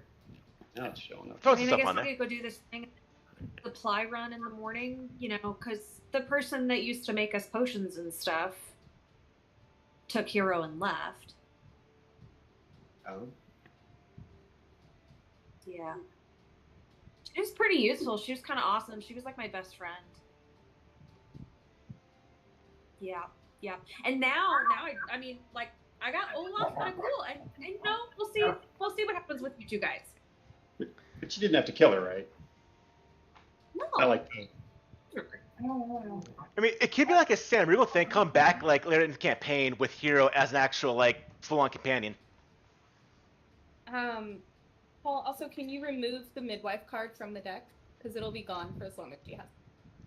I do believe it is. Let's see. Yeah, that question was in game, whether they had to kill her. Like, okay, you killed Tobin. Did you have to Well, kill Aeon? no. Am I next? Are you next? Oh my god. Depends on if you betray us or not. Sounds like. Okay. So after spending a little bit of time acclimating to the environment, getting to know your new companions, we will move on to the evening time. To 6 o'clock, you're making your way through the city of Magnimar to the Alabaster District to have a bit of a feast in your honor by the Lord Mayor for rescuing, or saving, I should say, his life from the untimely murder that would happen to him probably within maybe the next couple of days from when everything was kind of planned. And so as you do make your way there, maybe a little bit cleaned up, dressed, maybe not for a cool, and you do go into the expensive, the white stone buildings of the Alabaster District. Again, a bit of recap. That large, expansive stone bridge, you know, is a relic from the old kingdoms that are around probably the same time frame as the Sahedron rune that Seven-Pointed Star comes from. And that crumbling structure, that tower, that's not tower, but the bridge, the kind of really tough stone has been used to construct the other small buildings around Magnimar. So all the buildings in the Alabaster District are all like this white marble-esque stone. As you do go to the Lord Mayor's home, you do see the first thing. It is the biggest residential house by far. You see the expansive gardens around the entire building, the gateway, the guards that make sure no one comes in, the attending to by servants, gardeners to make sure everything is just immaculate in the way they look, in the cleanliness, and the cutting of the foliage. You see that the walkway going to the door is of also the white stone, and you see that this building is probably the most expensive in all of Magnimar. And as you go past the gates, already known to come in, some guards do look at you like a bit of a disapproving look by the way you're dressed, especially to Akul. But as you do make your way, you hear a noise already occurring. The bardic playing of musical instruments, the talk of people, and quickly you do see that there are people there that are wanting to get introduced to the Lord Mayor, and they pay you the just meekest of attention as you make your way, and you do realize that this feast, well, it might be in your honor, but it's a way to just show the wealth as well as the people that Lord Garbaris has been saved by all of you. And it's just showing everyone that he is now able to continue his rulership all over Magnimar. You see this man, Very, very heavy set, bald hair, shaking jowls. Here is his picture. You'll see in chat. That is the Lord Mayor, dressed extravagantly wealthy in the way he is. There you are! The ones that have saved my life in Magnimar! He. And people stop the joint and all give a round of applause. Welcome to my home, and please take a seat, for this night is in your honor for saving my life. Sort of, I look at Fletch and whisper, I feel like I shouldn't be. Yeah. A little overdressed here. You make your way, and every now and then someone stops you. Thank you for stopping the murders. We've heard. Thank you. And one grabs your hands. Thank you for stopping the murders. And eventually you get to the head table where the Lord Mayor is seated, and there's a place for 5 other seats that are next to the Lord Mayor. Other side has his wife, the other individuals here, and you all sit down, and you do feel out of place. The way you're dressed, the utensils in front of you, the 3 forks, the 4 spoons, the 2 knives, the bowls of water, everything here shows just the wealth. The plates have inlaid gold on them. The crystal decanters look brand new, look wealthy. Everything here just screams wealth. Davina's just like picking at things and looking at it. Wow. Everything Gee, except for I us. wonder why Zanesha was after him, huh?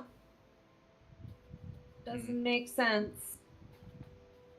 We never guessed. Nope. And you see the servants that do come in, and they're not treated badly, but you see there's been no wealth accommodated to them at all. When the door opens up that shows the living quarters, it is just a very stark contrast. Now again, it's not bad, but the wealth that Gabaris has not been given at all to his own servants. But they seem content, they seem happy to do their duty as they come by and they serve drinks, food, breads, meats, all quality of food. You see the most amount of expensive food items you've probably ever encountered in your entire life in front of you. The amount of food and wealth here could probably feed the entirety of Sandpoint for maybe like a year. And he's doing this here to show all of you.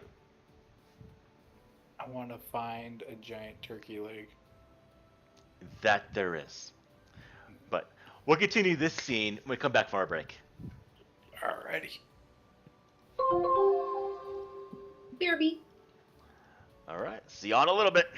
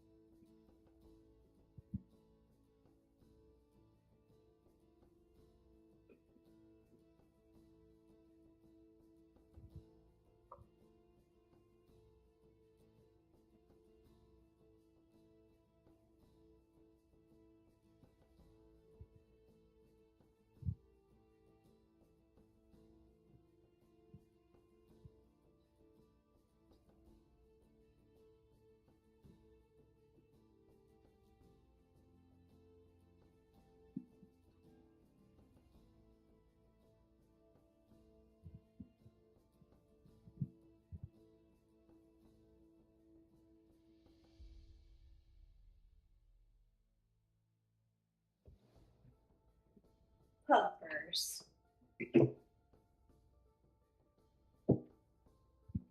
Hi, gold bugs. Hi, gold bugs.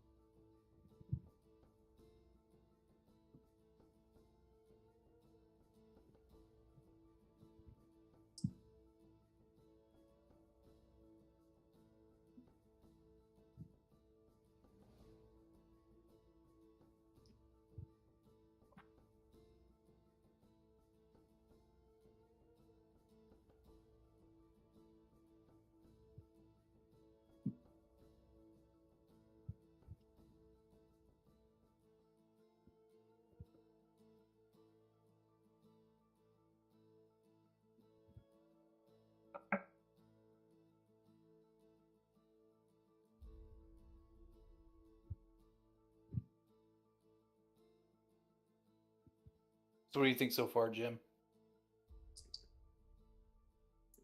Yeah, let's see. Yeah, It'll be good. it's you kind of got like the crash course of where we're at. Yeah, yeah. There's obviously a bunch of backstory that I don't really know all the details, but it'll be fun trying to figure it out as you guys go and learn new things.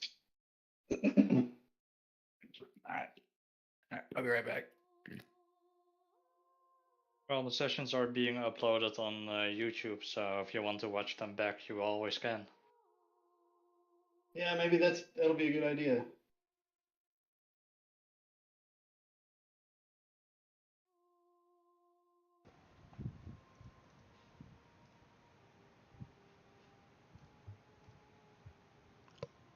I believe we're at 30 sessions or something now.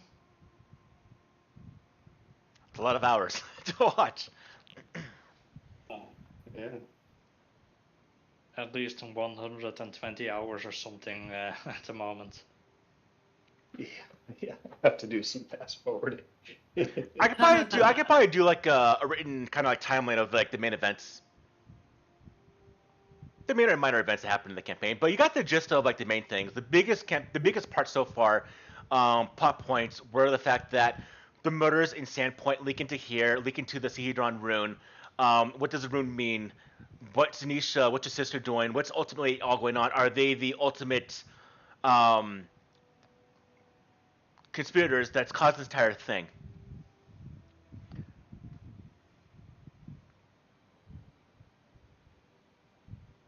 Sent you a DM there.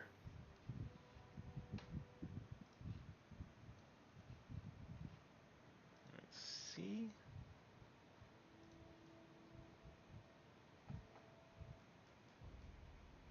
Let's leave out that Olaf has jumped down a tower twice now. Yeah. Right. I was like, wait, not only did a cool fall, but you jumped down the tower, which was not your first attempt at doing something like this. First time went better than the second time, at least. Right. I can't wait until these two new characters see that one cantrip that I can do that helps me climb. That's gonna be amazing indeed. That's like the best cantrip I ever took, and I didn't think it would be useful, and it's actually been useful a couple of times, but I totally took it for flavor, like, yes, this fits me. Perfectly. Which cantrip? You know the one. I'm not gonna say it though. It's gonna be a surprise. But you've seen me use it. It helps me climb. Oh. That'll be yeah. a fun one. That'll be a fun one for Jim when it gets used. Yeah. Yeah. Yeah. It'll get an honest, like a real reaction when I do it. All right. So back into the game. So as all of you are currently at this feast, at the table, servants bring in food. I kind of picture this scene where most people like say thanks and then ignore you entirely as they try to converse to get the favor of Gerbaris. And he also talks about himself, about other duties, and also kind of ignores you for the most part. And you get to the point where eventually you just kind of feel like no one's paying attention to you at all. What's the silverware look like? Does it look like silver? Yes. Do Fully. it. Do it. Davina's just like very slowly, like she's got her finger on one of them, like looking around, watching, trying to very carefully like pocket them. Now, granted, like Olaf knows she's not a thief. However, I did see some poor people that look like they might need a little bit of help, and maybe I'm trying to do a little Robin Hooding here. Give me a thievery roll. Cool's face first in a turkey leg, so he's paying no mind. Who's sitting next to Davina, though? Yeah, where am I sitting? I figured I'd be like kind of in the middle next to Davina because she's my favorite. I'm sitting by Fletch because I feel like he's a newbie too, so kind of the outsider tier. We're at the kids' Yeah. table. I would figure I'm in between Olaf and Akul, wherever I'm at. And I'll be right in the middle. Sounds about right. With the big guy in the middle. Davina, what'd you get?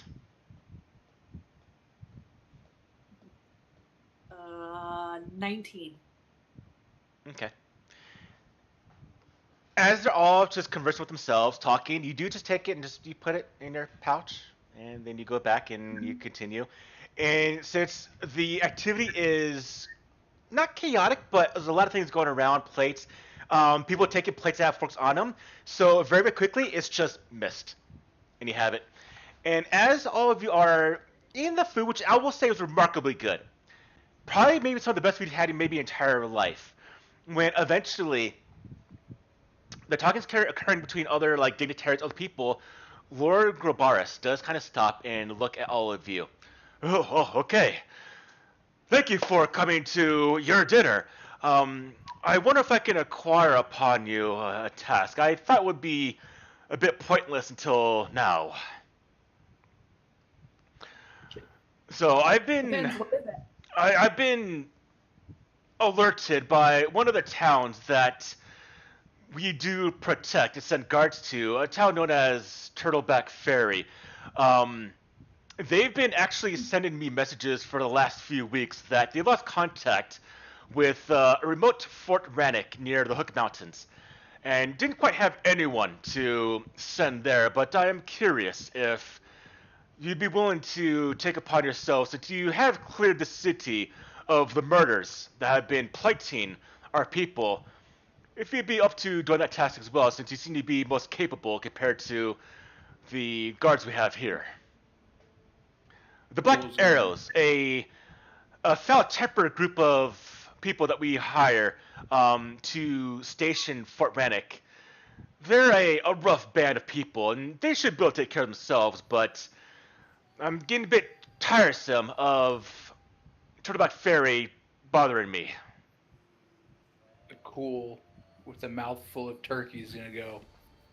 It'll cost you a lot.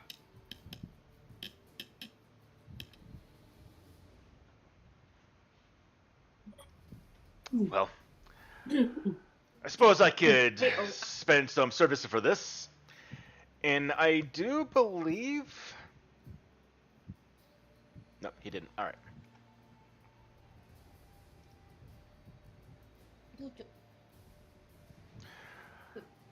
I'll give you 500 gold. I'll look at Davina. 100 gold each to take care of this. So quietly, I'm gonna be like, Olaf, oh cool, you good? I'm good with whatever you want. I have something else up my sleeve, but if we're good, let's do it. I mean, we're going there anyways, right? Yeah. All right. So Davina tries to act like very like proper, and she stands up and she says, "You know what? We'd be happy to do it for you for 500 gold." And I just want to say thank you so much for this wonderful feast. And I'm so like I feel so happy. And I think it's just such a wonderful thing that you're doing for the town of Magnimar by donating all of the leftover food to those less fortunate. No, It's such a what? wonderful thing that you're doing. And I say that in front of, and loud enough for everybody to hear. Go ahead and give me a And diplomacy I roll. start clapping. Hell yeah. Lance would be a 29. Oh, I was gonna ask if I could aid her. They were meant for my zoo animals, but I could give them to the people. Yes, the Lord Mayor, giving the food to the people of Magnimar that are suffering from the murders, with the help of the heroes. And then Davina goes, "Huzzah, Lord Mayor, huzzah!" Right? People do kind of very proper. The Cool's gonna like stop eating his turkey leg and put it down. Save some meat for the poorer people. Aww. Alright, real quickly above board, Jim. So you might have seen, 500 gold don't sound like much probably, so do know that the economy in Pathfinder is very different from D&D. Treat a silver as a gold in D&D. So essentially, in D&D terms, they just offered 5,000 gold. Oh, yeah. Pretty good deal. Yeah, gold is the actual like high currency in Pathfinder compared to, so silver is equal to a gold in D&D. And then 10 silver is a gold.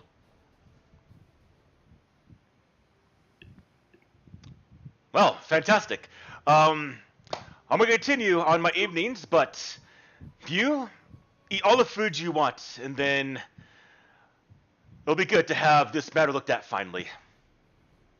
I'm sure it's nothing. Are our horses ready? I haven't talked to the people. The horses will be ready, yes. Alright. I guess we got to find somewhere to stay for the night. It would. You have the money to acquire a place to stay. Well, it was worth a shot.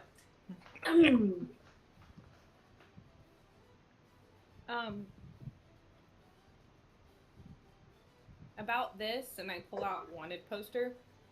Oh. Tobin did her dirty. This is completely false. Get rid of it. She helped with the investigation.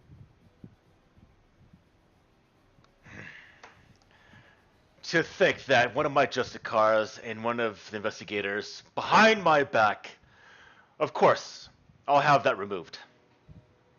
You can walk through my town freely. And you might want to check up on a lot of the other ones, because this may not be the You only one. don't tell me how to run my town. I think he was just trying to be helpful. I don't think it would tell you how to do your job per se, but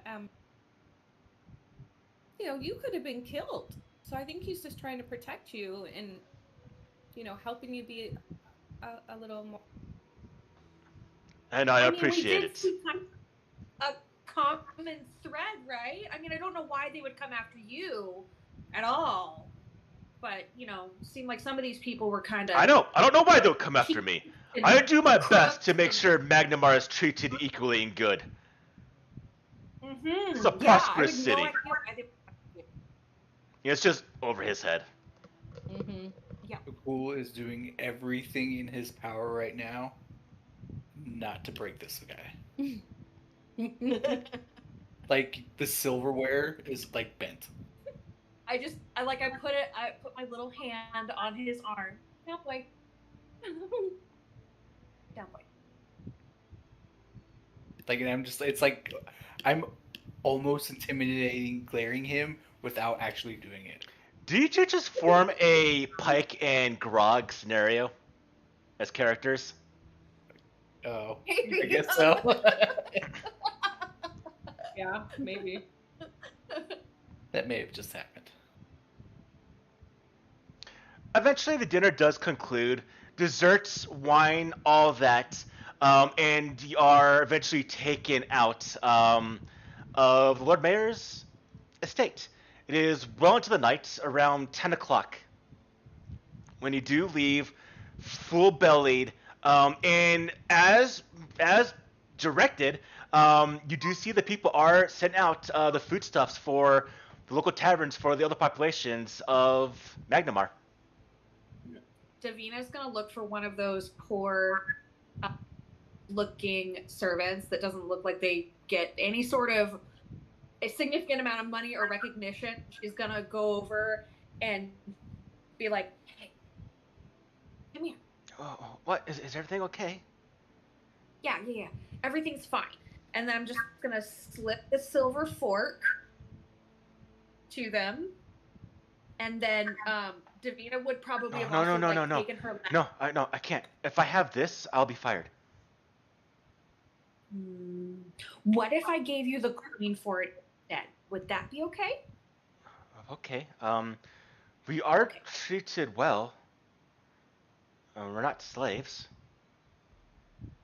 But I appreciate the offer. Really? Your living quarters, I mean, I kind of saw a little peek, didn't look all that.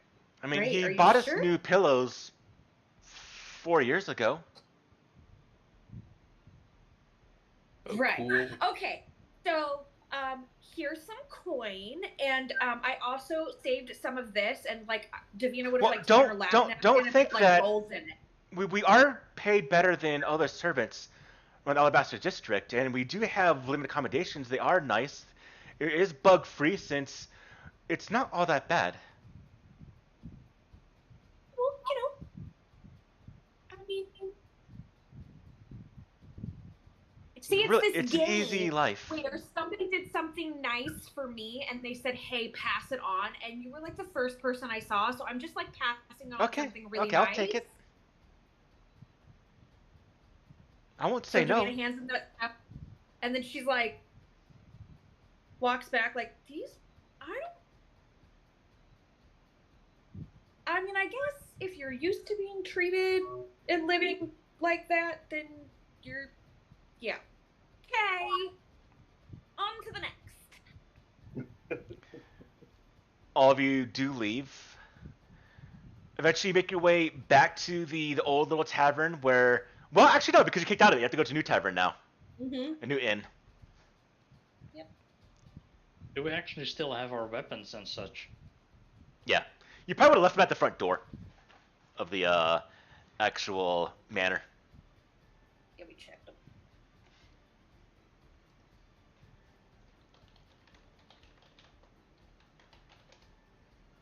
Okay. New tavern. New drinking competition.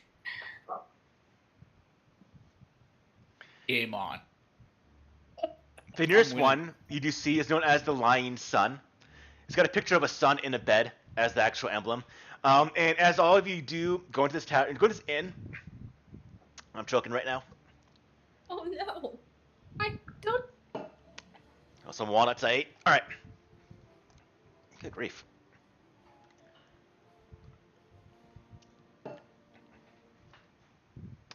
So you go in. You see it's a pretty busy place. Music going in. Music playing by bards, whatnot. You see that there is a heavy smell of direct alcohol in the air, as well as food, mutton, fish from the sea here. and ultimately the exotic spices of also the trade that comes in from Magnimar, since all of the world does kind of come here and trade in one of the largest cities inside of Varissia. And before long, all of you are in a booth or at a table drinking. You do see Davina as well as a cool little competition. What are you doing, Olaf? I'm probably just sitting next to them, just drinking, looking around, keeping myself busy, basically. Okay. What are you now doing, Freya?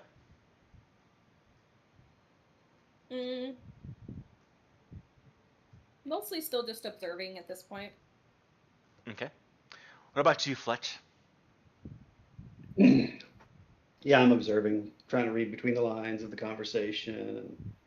Mm-hmm. You know, I still don't know who these guys really are, so playing them at arm's length. I think that for Freya, because she knew like how terrible Tobin was, had kind of done some investigating into these murders, that she feels like these people are good, so she's got her guard down a little bit. Even though she's observing, she's still pretty relaxed.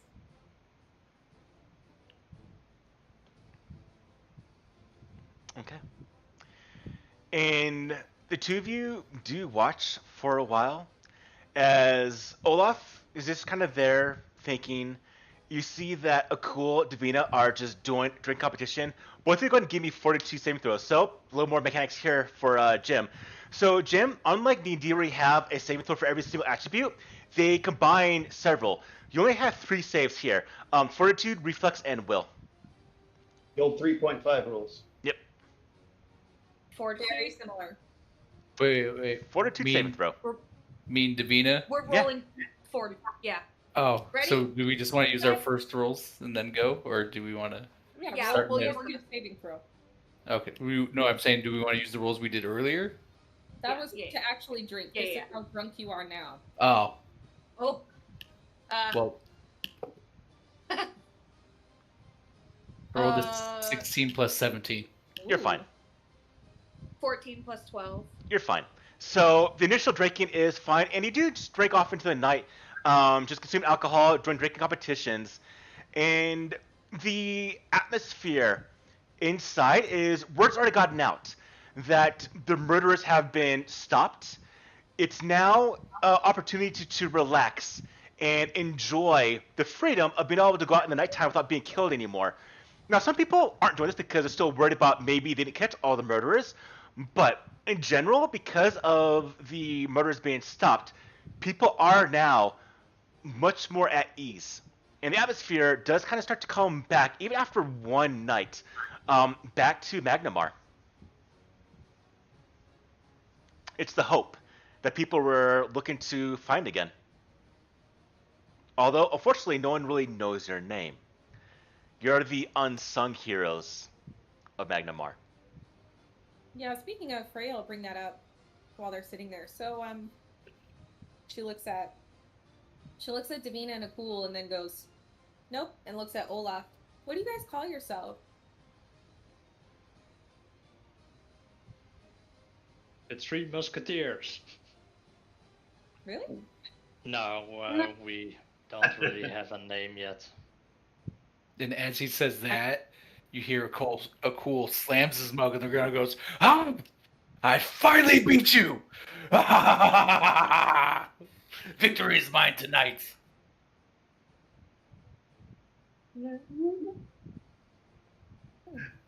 Davina sets down her half-drunk glass. We don't really have a name. I mean, they used to call us what?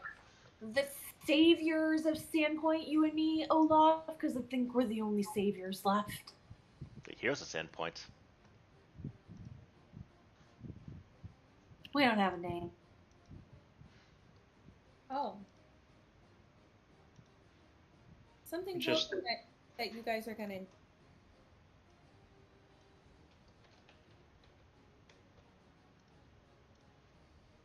We'll have to think on that. What was the name of your child? Hero. Hero, yeah. Maybe something with hero in it.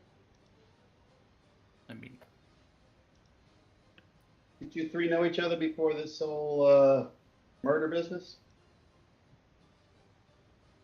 I met Davina in Sandpoint. We met Akul on the way to Magnimar, and well,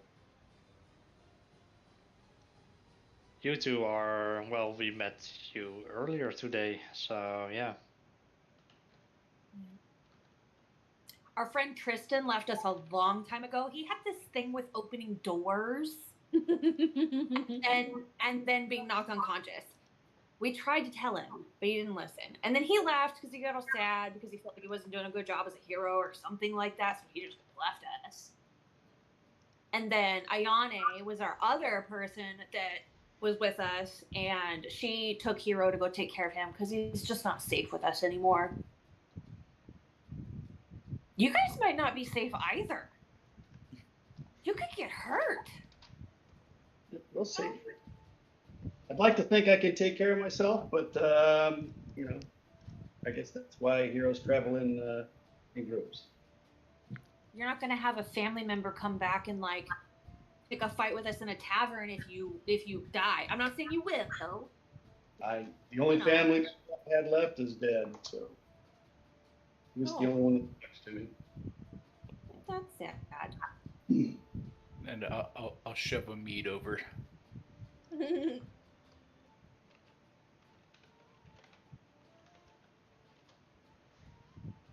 How much is all this mead costing us?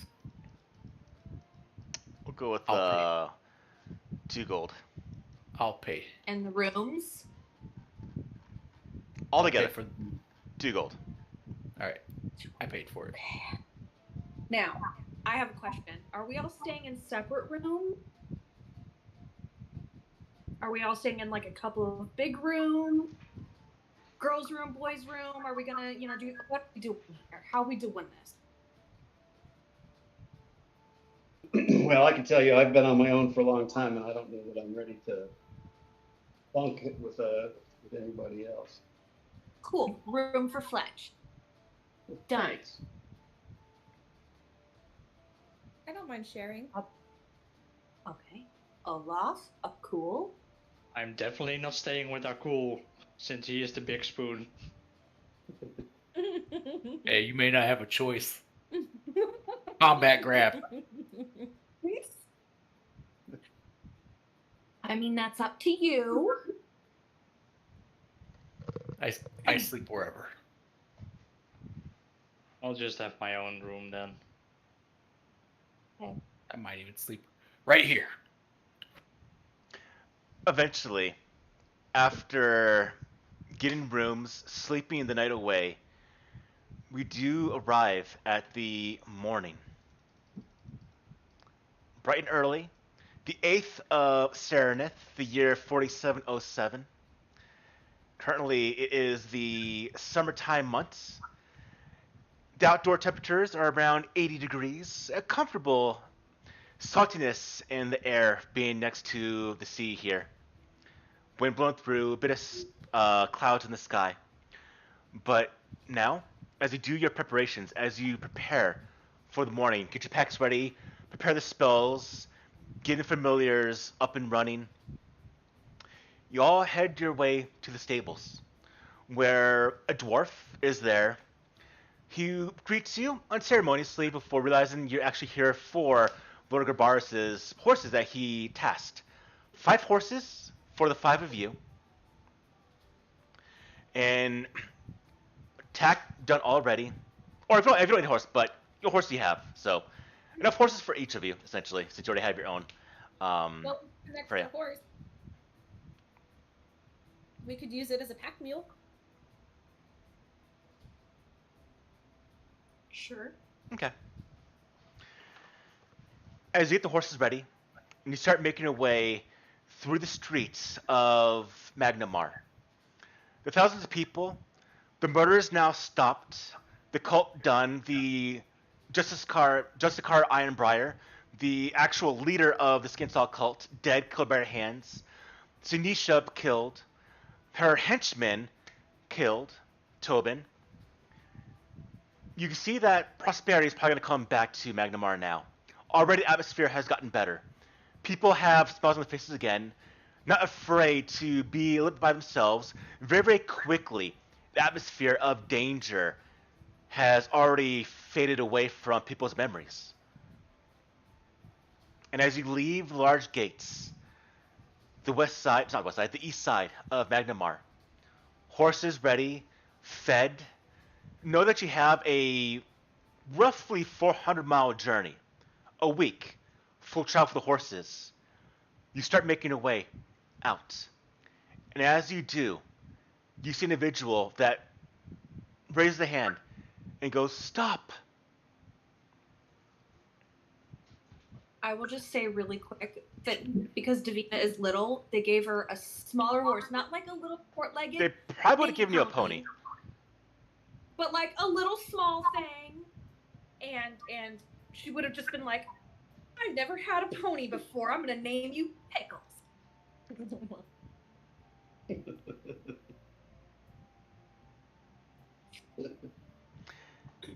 You Who's see this that? individual is not from inside the city, but outside, coming from a little bit of the north, but is quickly moving towards all of you. Do I recognize the person? You do. Before long, you see for yourself, and it was you, Olaf, a familiar face. Oh. Oh, it means Shalelu? Yeah. Shalelu it is. Here, I'll put her name in chat if you want to take notes. I don't know who this is. Yeah, only two of you know who she is now. Mm-hmm. Oh, I'm glad I caught up to you. I thought you would have left already. Nice to see you again, Olaf, Davina. Tell me. Yeah, it's been a while. It has. I've been accounting for all the goblins around Sandpoint and Hinterlands. I see you walking new company now. Where is Ayane? She left a while ago with Hero. Since, well, we've run into some trouble and it was safer for her to take Hero away. It's understandable.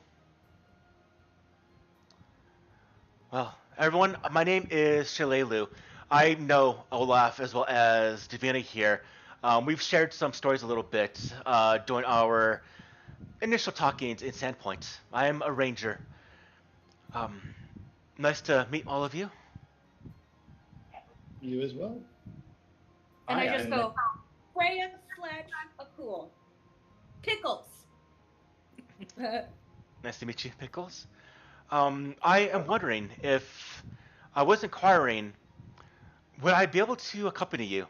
I have overheard from some individuals you are moving yourself towards Fort Rannoch as well as nearby to Turtleback Ferry. I mean, if you Well, know An extra her, horse. we do have an extra horse. Oh. Oh, that would be fantastic. I'm actually looking for someone that is stationed in Fort Rannoch. Someone I know. And she goes, and I offered, she gets on the horse. Well, that's interesting. You cut out. When she says that she's looking for someone stationed in Fort Rannoch, and we know that Fort Rannoch has already been taken over, I'm like, oh, that's it. Do you mention this? I just said that's interesting. Okay. She doesn't take that for anything. She gets on the horse.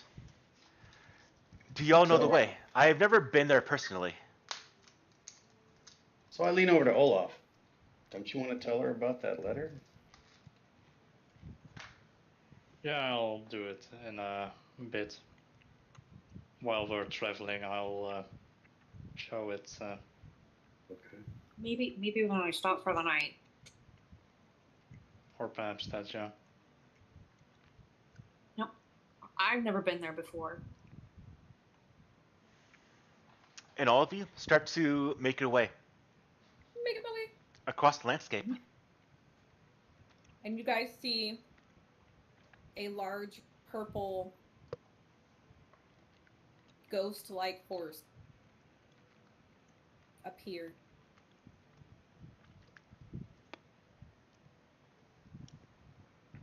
Ooh. Now, on this map, how are we wanting to get to Turtleback Ferry? I'm imagining we're going to be cutting across the landscape here, or we want to follow the river. Do we know of any bridges that will help us get across? Is it like, do we have to like get to one of the major towns to get across? Probably one of the major I would towns. assume there's a bridge here. Or There could be. yeah, There should be bridges around there, or just find a natural ford. yeah. Or somewhere where it's a little shallow. Yeah. So what are we thinking? We want to go to Nabor or closer towards Wardle? Yeah, I think Wardle, right? I don't think we want to try to travel through those through the Sanos forest. Well, and not to mention the river's going to be deeper where it lets out into the lake. So Yeah. probably towards Wardle.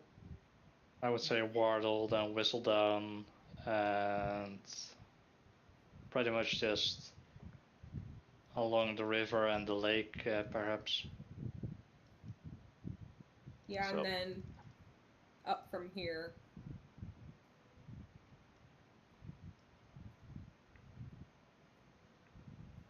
Okay.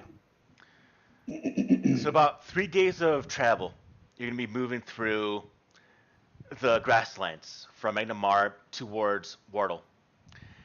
As you are, I'm going to continue doing this because I do like this from the system, and you two will recognize, you three should recognize this, and Olaf, you'll recognize as well, Davina, you won't. But I'm going to continue our exploration stuff because I do enjoy that. So, I'm going to go ahead and show this to everyone.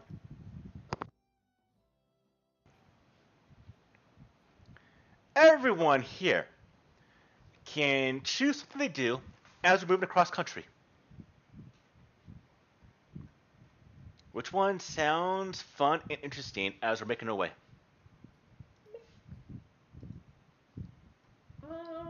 Rack. Like for track, can I just use just for prey, or would that be something else? For what? Well, so it says a designated tracker can be insured. Yeah, very enough on a trail. Yeah, to practice their trail. Oh, never mind. Never mind.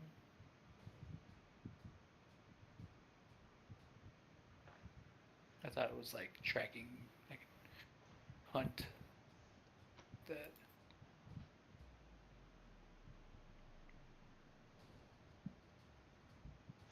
When you have an idea that you want to do, this would be for you moving across the grasslands. Once you get to like the rivers as well as the other ranges, we can do other ones.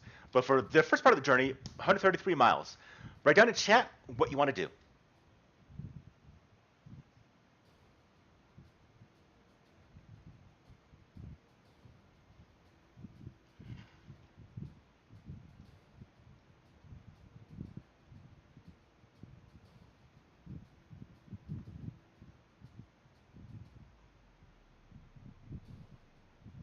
Oh, oops. Oh. Never mind. Now, keep in mind, covering tracks does require you to go slower. So we would go from a week journey to a 2-week journey now. Oh, never mind. Oh, I'll remove that's that. not- you know what I mean. Okay. Well, then harvest. It's a shame there isn't an option to talk with Shalelo. Oh, You definitely can. there is. It's called gossip. Gossip. Isn't gossip just local news and rumors? Gossip is, but yeah, I had an influence. Oh, in that case, I am going for the gossip. This is oh. Oh, it all disappeared on mine. Here, I'll make a very quick version. Here, show it again. So I added a 12th one, influence. I'll fully fill it out. I'll use the keymaker version of that. But yeah, you can get to know your companions a little bit. Since I'm going to kind of introduce a little bit companions into this game. In that case, I would like to influence instead of pray. Okay. Go ahead and put that in there. Would Busk work for this? You might see some passerbys. You'll probably be on the roadway for a little bit before you go off on your own, so I'll allow it. All right, so as we start moving our way through the landscape, the 8th of Serenith, and as we are, we'll count for the ones that are going to be the easiest or the most relevant as we're leaving just the edge of Magnimar, which will be for busking.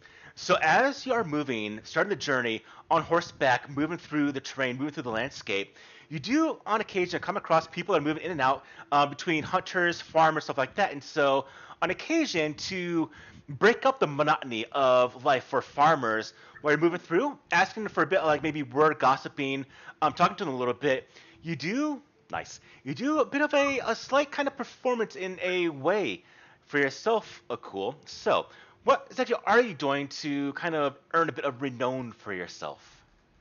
I wanted to feed some strength to help, like either like farmers, like pick up big boulders, throw them out of the way, and just like show off this muscle god that I am.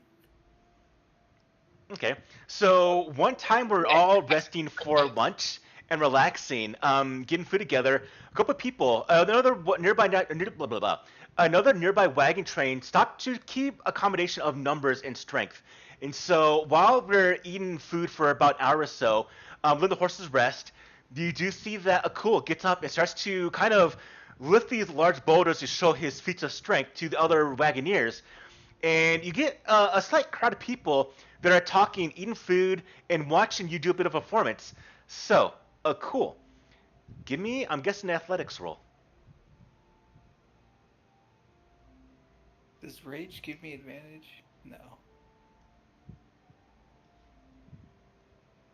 Alright, here I go. Big money. Big whammies. That's a decent whammy.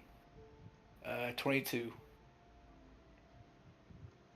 A 22. Let's see something real quick.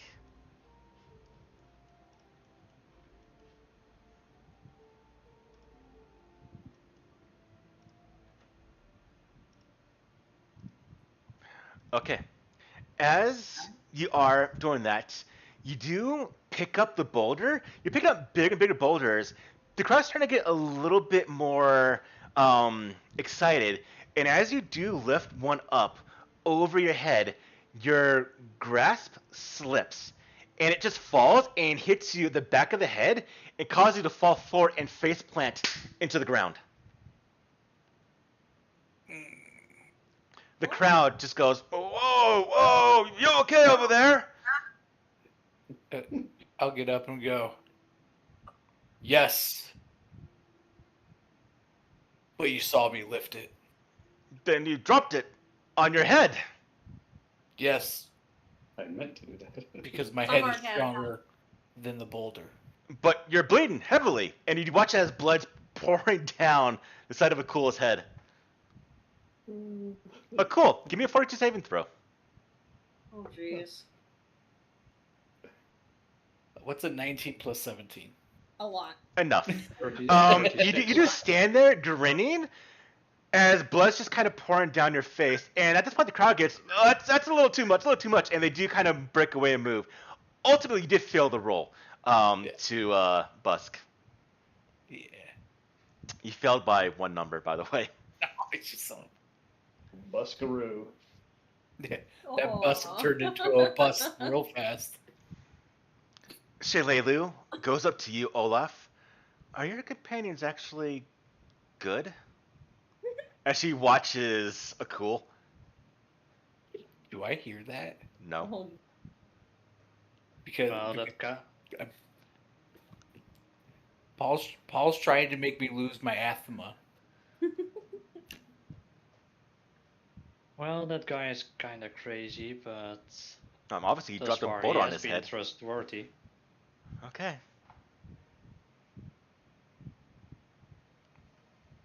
Just curious. Never seen someone just drop a rock on their head.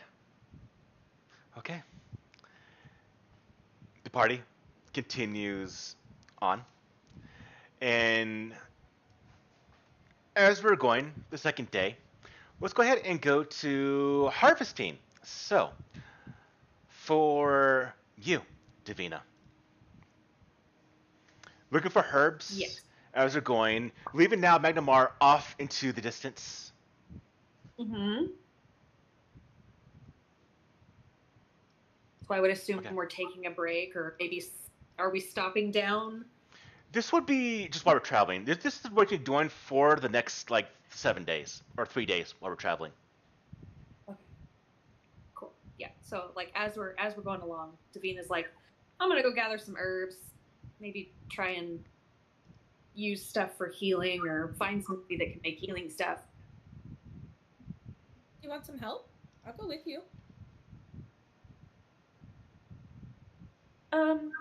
Sure. You can say no. I mean, okay, come with. Come on. So I'm doing I something. probably should go along, buddy system. Mm-hmm. I'm not harvesting, but up the same alley, gathering.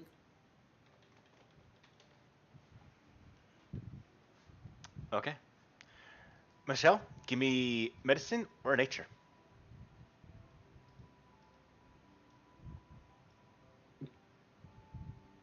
What is that? And it's a 15 plus stuff.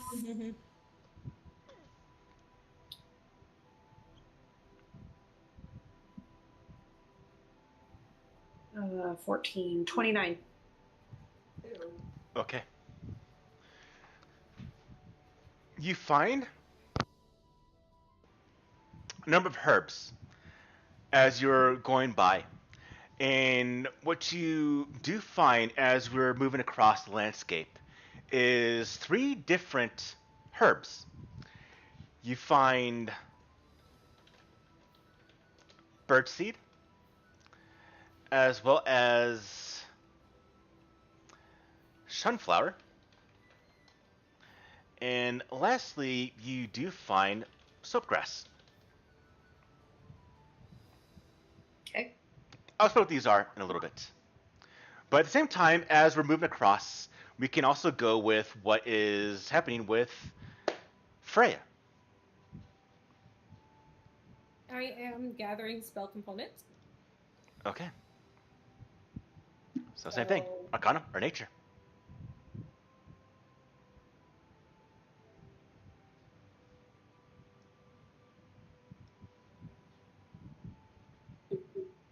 $26.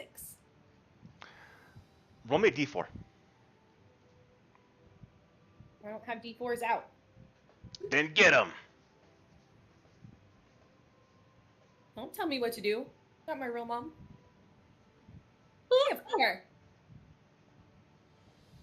I don't know if it's good or bad, but I rolled 4. You find 15 gold worth of material components for doing anything that deals with spells. Okay, So- I'm gonna put that. Yep, make a note of that. Yeah.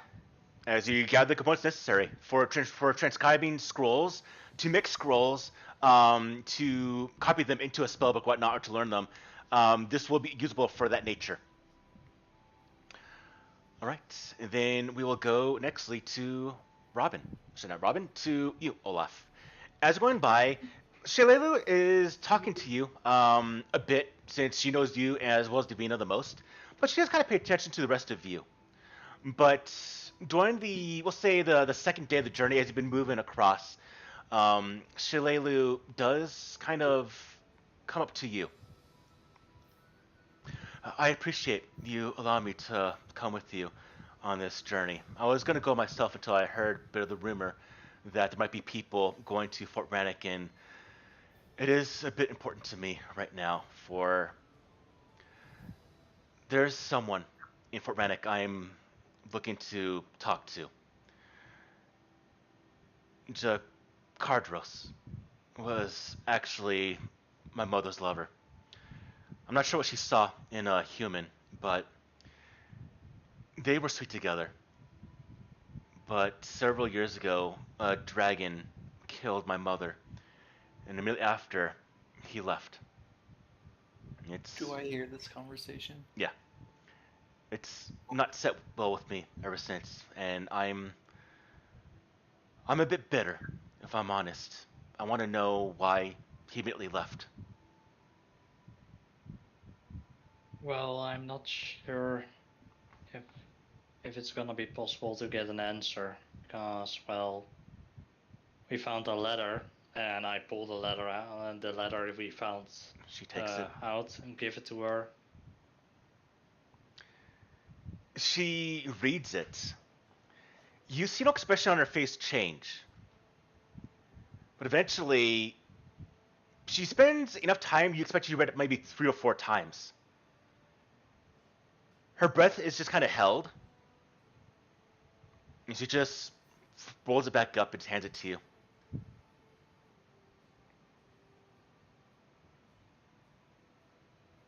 What Then color she dragon just- was it?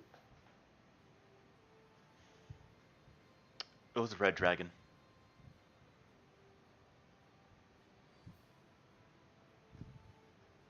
Okay. I don't know its name. I saw it kill a lot of people, my mother included.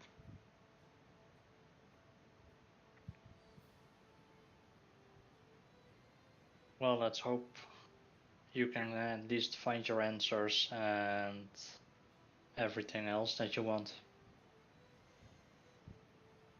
We'll see. We'll see. And you do see that she is just a mixture.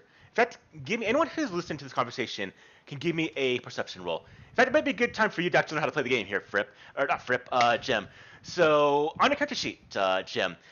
So, perception is not actually a skill in this game compared to like D&D, but still is raised up as one. So if you go to the character sheet, in fact, I'm going to put everyone's character sheet on this map because it's going to be very relevant now.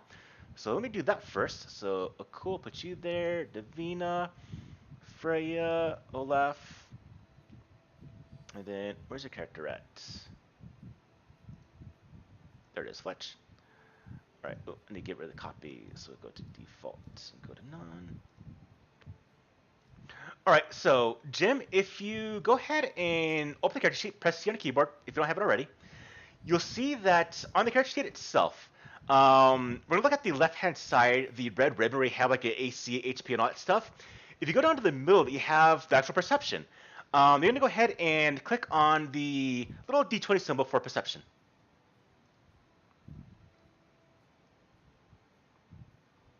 Under the initiative. Yeah, I don't know why it's not. I see it. It's grayed out. Oh, Oh, the no, one no, above it, no. yeah. Oh yeah. Yeah, My yeah, bad. yeah. I only got a +6. Heyo. So I'm explaining. So I'm heavy level 1 right now, but I'm explaining what you actually have. So like in D&D, where you have a D20 roll plus wisdom plus your proficiency if you have that in perception, and then you're done. This game is very similar, except for one additional increase. So it's still wisdom plus a D20 roll plus your proficiency, but in this case, proficiency can be trained, expert, master, or legendary. So, like in D&D, a proficiency is +2 to the roll. Expertise is essentially double that. In this game, trained is +2, expert is +4, and then master is +6, and then +8 for legendary. So it's the exact same kind of formula like in D&D, except for one thing. In this game in Pathfinder, anything you're trained or more in, you add your actual level to. So you actually had 25 plus 7 for a level, for a total of actually 32. It's your actual roll. So everyone else, what'd you get? 28. 27. Jen, you're muted. 28. I rolled and my dice popped out of the tray and rolled on an 8. Do I get to keep that? Yes. Okay, so. Oh, we got it. So what you do see is when Shillelagh's talking about this situation, she definitely saw the note of Jakardros wanting to go there to Fort Rannick, and how it's mentioned in the note that Fort Rannick, how it's situated, she has a mixture of not caring, little bit of worry. But you see that's not someone who is just fully worried about someone. There's a bit of anger there as well. Does it look like the wife of Tobin? Like wanting to, like, somebody did her wrong, getting even kind of thing? No. But I'm going to give this to Jim here. Jim, what you might realize and think about a bit is that she sees Jakardros as running out once her mother died. So she's angry about this. So maybe she's going there to figure out why he left. And maybe him being killed is fine. If what she thinks is the truth. Oh. Yeah. All right, all right. Okay. So Anyways, that's her initial introduction for her character list right here. Olaf, how do you want to influence her?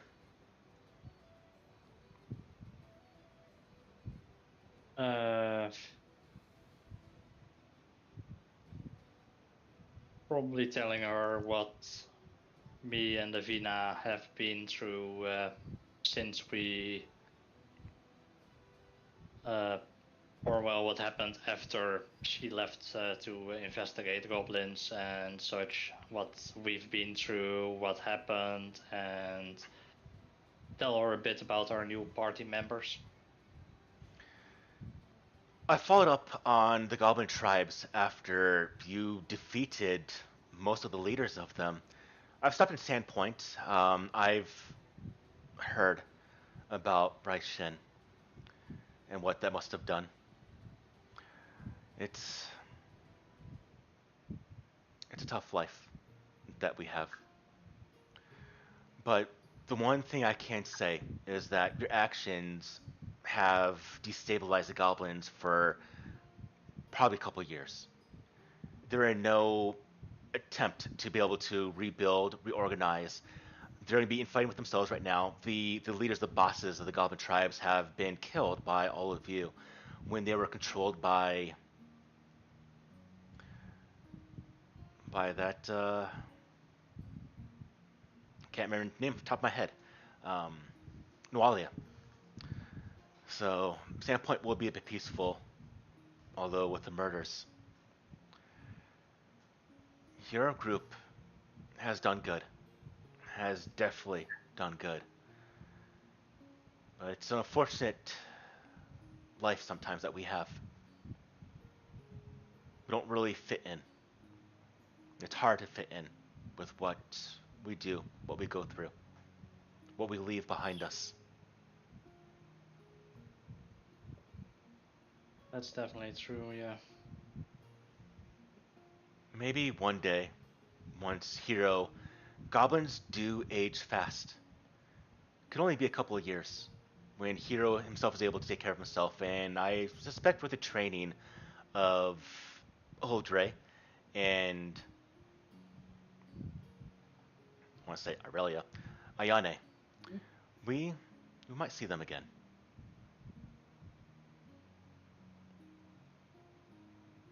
I definitely hope I mean- so, at least.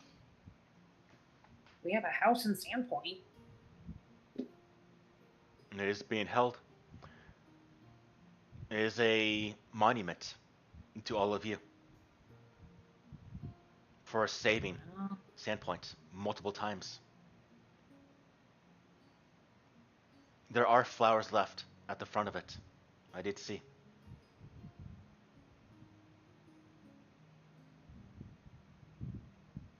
That's cool.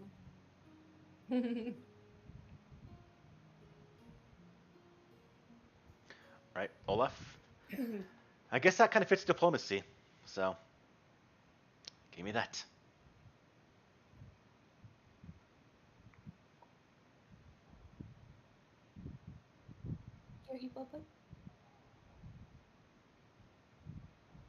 Well, I guess it's gonna be a success because I rolled a natural 20. Okay, that'll be 2. So I'm implementing a mechanic from the Keymaker game where these potential companions have an influence level between 1 to 8, 9. As you go up this level, you essentially build relationships with them, and they have mechanical benefits with them. So she was already at 1 because all of you helping her out before. With the success critical from Olaf, she's now at a rating of 3. She's now fully friends with all of you. I just met this person. Cool. I would You say did, She but got lucky I didn't hear her. 2 of you didn't. Isn't it 3 because our cool also hasn't seen her yet? Wait, what? Like only 2 of us have ever met Shalelu. Oh, right. Yeah, Previously. but she knows Davina and you, Olaf, so that's fine. Cool. Did you take your second long rest? Because I know you need it. I was just I'm just waiting. I'm assuming we're gonna go to full health over this traveling. So Well, I would just take your second long rest just in case we run into something. Yeah. All right. As we continue on towards the beginning of the 3rd day, where now for you, Fletch, give me another perception roll. I'm going to add 7 to this roll.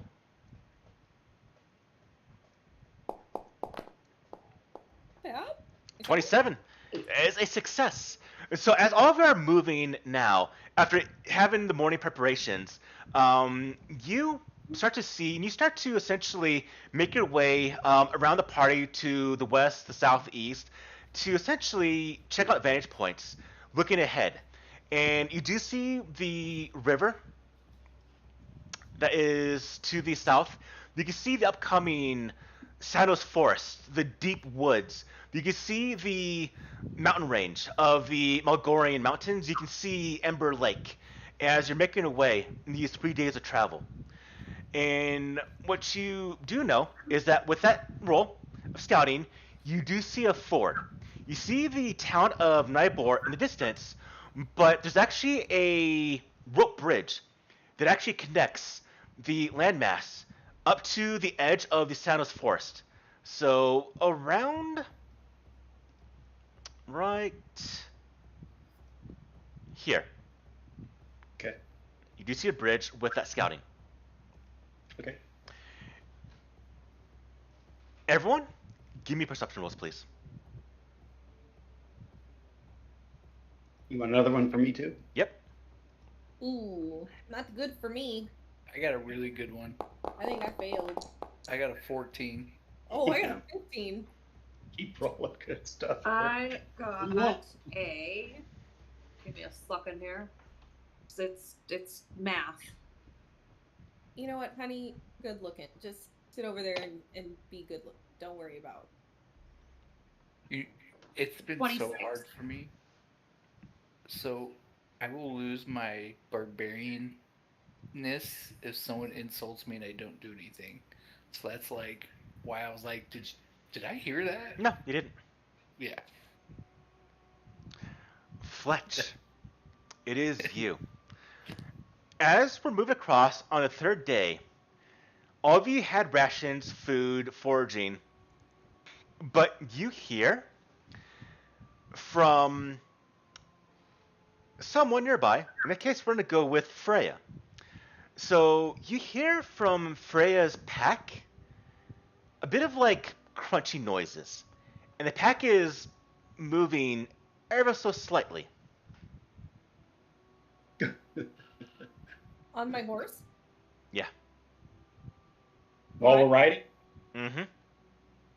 so I slow down and pull up next to Freya. Something's in your pack. What? You got something in your pack. Check Are it you out. hungry? No, there's something's eating in your. I open it Sounds up, my hand right in. Okay, as you do, you feel about 12 beetles that start crawling on your hand. Oh, you had to do that to her. No. I mean, you I didn't say the other one. man. She just put her hand in the pack.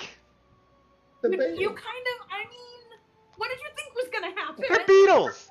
They're nothing like the other ones. Oh. Oh, okay. I immediately pull. So Freya He's trying to screams. get my lap. I pull my hand out. I scream bloody murder. And they just fly off into the distance.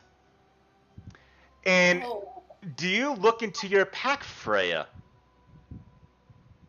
I um I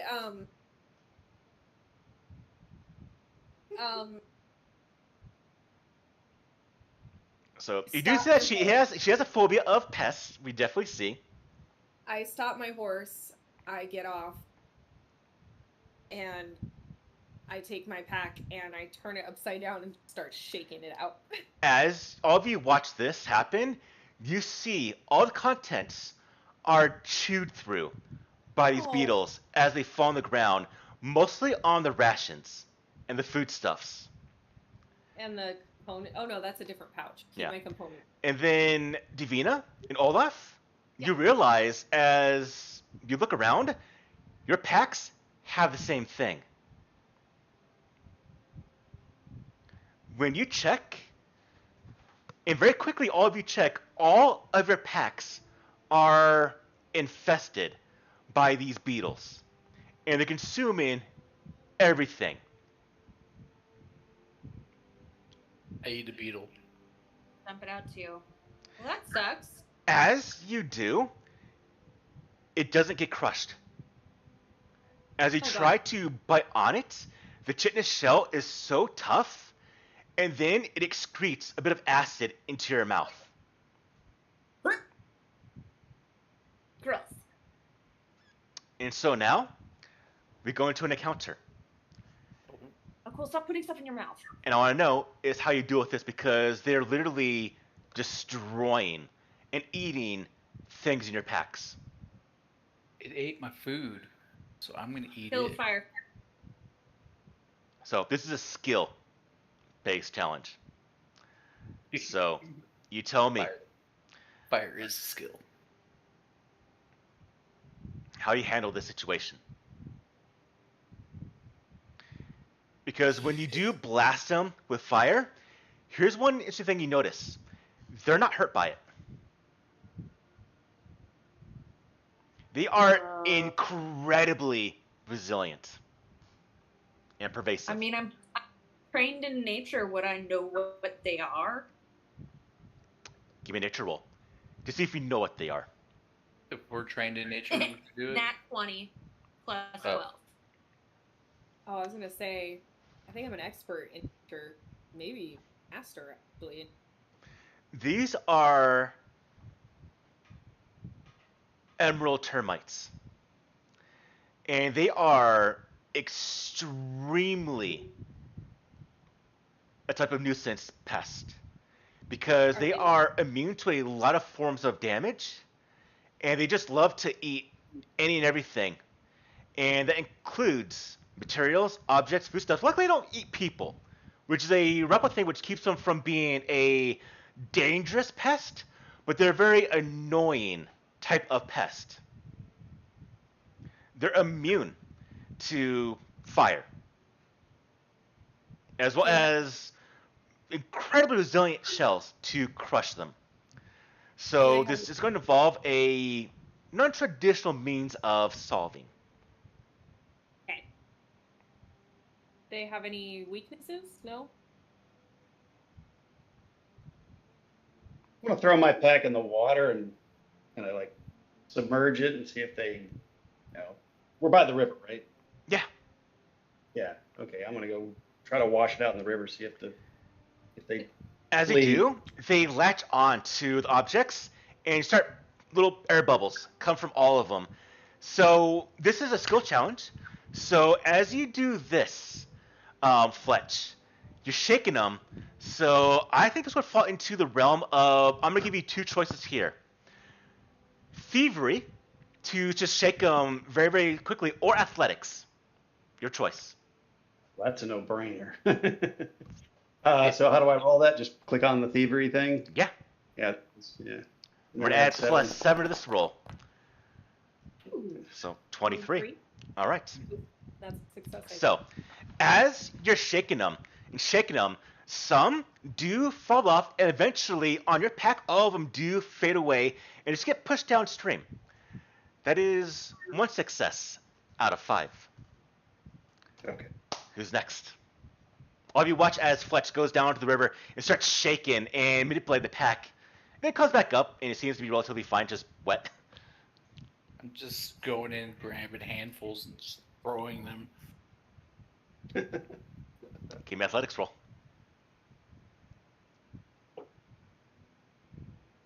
Oh, jeez. 17 times 2, whatever that is. Or no, 32. I looked That at it is wrong. also a success. So, in fact, you know at the scene how you handle this there, Mike. Oh, I'm just so angry. And I like spit out the one and then start grabbing them and just throwing them like behind me. And I'm assuming the river's behind me. So I'm Just throwing splashing them. in the river. Anger. Just. If you watch as grabbing- they right side up and you start to fly and start Fine. moving like giant cicadas around the area. They come anywhere near me. I'm just bastard sword.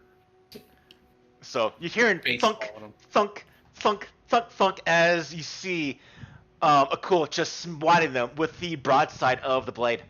All right, who's next? That's 2 successes. Davina is going to do something similar to Fletch, but she looks in her bag, finds like an empty-ish bag, and starts trying to collect them all, and scurries over to the river. As she's going, I'm gonna put rocks in it, tie it off, and dump it in the water. Okay. So to grab them all Sink. as well, go ahead and give me athletics or thievery. Ooh, athletics or thievery? Well, it's not gonna be athletics. This could be really bad. This is a 14. So comes our first failure. Shit. As you're trying to get them, you eventually get them off the pack, and then you take it, put them in a little pouch, put rocks inside it, and you seal it, and then realize there's a hole at the bottom of it, and they just fall out, and they just bzz back to your pack. Dang it. And you just like toss the bag with nothing inside it anymore. All right, who's next?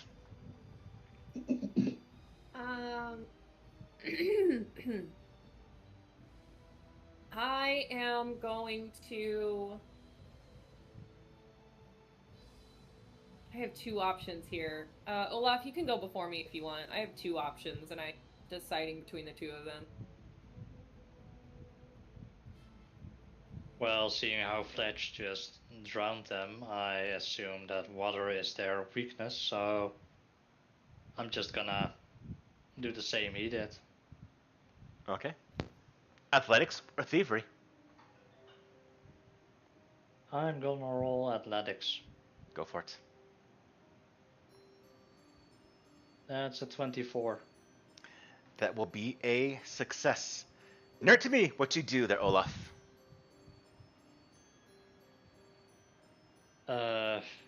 I just basically just empty my bag into the river. Okay. So you just dump the contents out, and you just wash them away, and eventually you do get them away from your contents, your bag. Leaving lastly to you, Freya.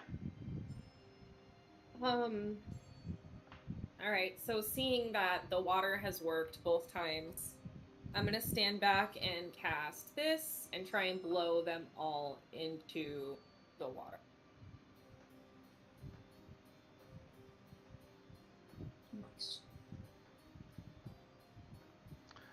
All right. Go ahead and give me a spellcasting roll.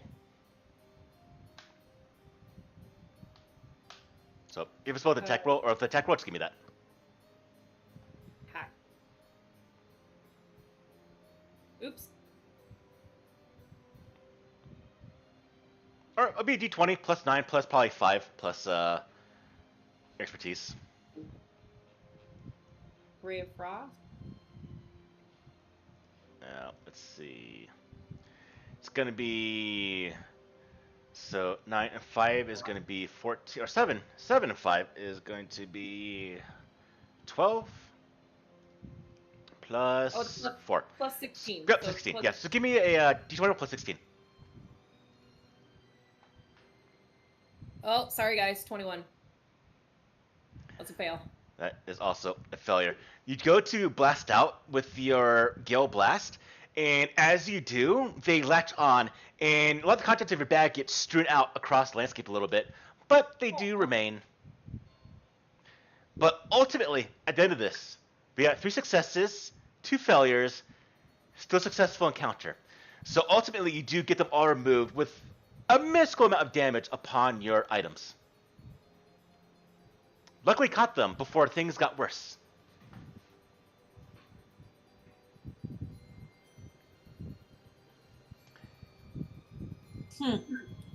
Bugs.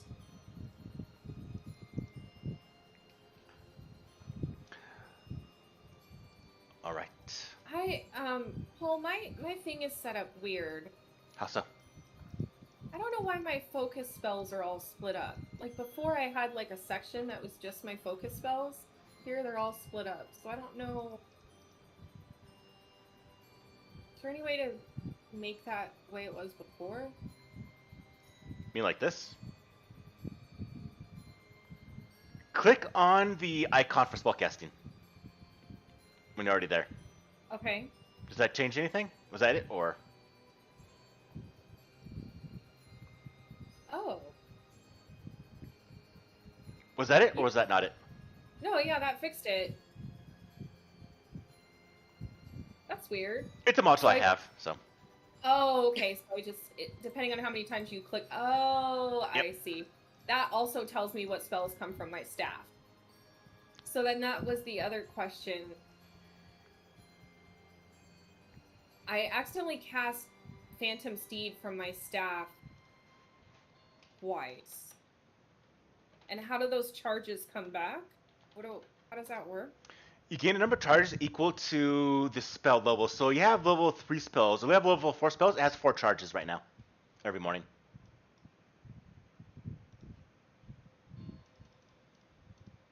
Okay, and then a second level spell takes 2 charges? Yeah. Okay, so I guess it only did it once then. So that's...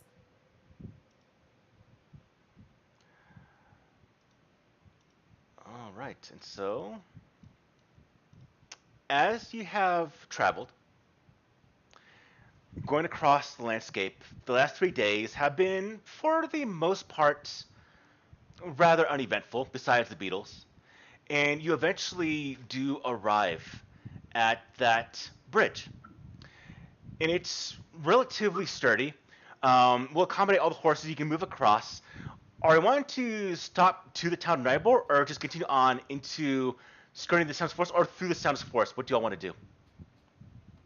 Do we have enough food to keep going through our... Or do the beetles get a lot of it? I assume you bought some. The beetles luckily didn't take anything away.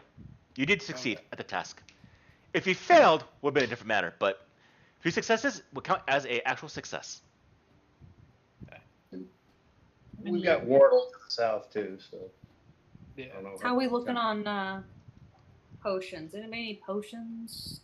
I don't have any potions. I think I have 1.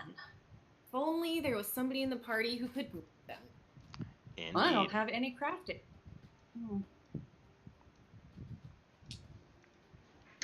That's it's crafting that does that. That's the one skill I'm untrained in. He's got a lot of skills. I actually Yep. do have crafting, and I am very good at it. Good. So, can I make potions if I don't have any feats for it? You got to spend a week of downtime to actually do it. So, like, while we're traveling, I can't do that? No. Okay. Yeah. You need at least a couple days to do that. Yeah, I'm Alright. crafting is my highest skill. Good. I All mean, right. if I am- I could use I am setting, medicine potions. I'm setting myself up to be able to make us potions. I need one more level. Whoop, whoop. We don't need potions. You have a cool. I mean, he And did you're- survive.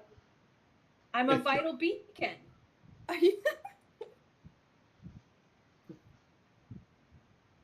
It's funny, Fripp, how he survived that fall in the tower and he fell down by himself where the big bad was and she started stabbing him.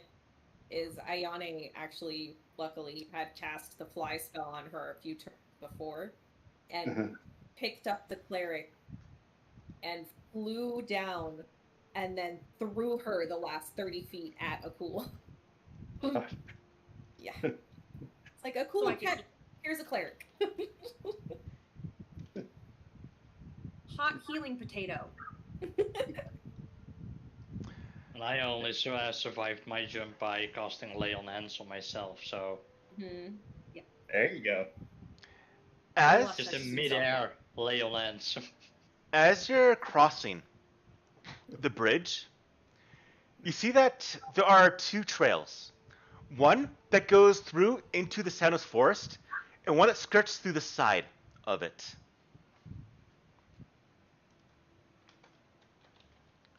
Which one do you go with? Do we want to go the quicker route or the scenic route? Oh. The safer route or the quicker route, I guess, right? I mean, what could possibly be in a forest? Right. Bugs. Beetles. Bigger Although, beat. Food. I do think that time is of the essence, so to speak. So Also, we do get a little bit of cover that by too. going through the woods. So Mhm. that's a plus. Through I the don't know woods. how sneaky we can be going through the woods with horses, but Well, we I'm have a- a ranger with us, so Right. he might be able to help us a little bit. Yeah, I'm a city boy. I don't know this forest stuff, so I'm gonna trust you guys. All right, so over the river and through the woods. Grandmother's house we go. That's right. Over the river and through the woods. All right. As you are making your way, the landscape goes from the nice green trees, the blue sky, to now just heavy canopy trees and the deep dark of the forest. It is a significant part, and the trail does eventually become less and less seen, more overgrown, before you really have to start actually paying attention. So, who here is trained in survival to give me a survival roll to keep watch, to keep tracking on this trail? I'm trained in survival. Trained. Me too. I think everyone but Davina is trained in it. I'm not Actually- trained in survival. Nope. So, do we pick one roller or do we all roll? How does that work? Someone else can roll. I'm not worried about it. Anyone can roll, as long as they're able to keep track of the thing. All right, Vivian, I'm gonna roll your die because you're the only one not trained in it, so you're kind of participating. Ooh. Oh, that's pretty good. 25. That's a lot better than mine. Okay. So as you're able to continue tracking through the woods, you do see in the distance the trail. There is a nearby carcass. There's a horse that's laying on the ground, half skeletonized, and insects buzzing around it.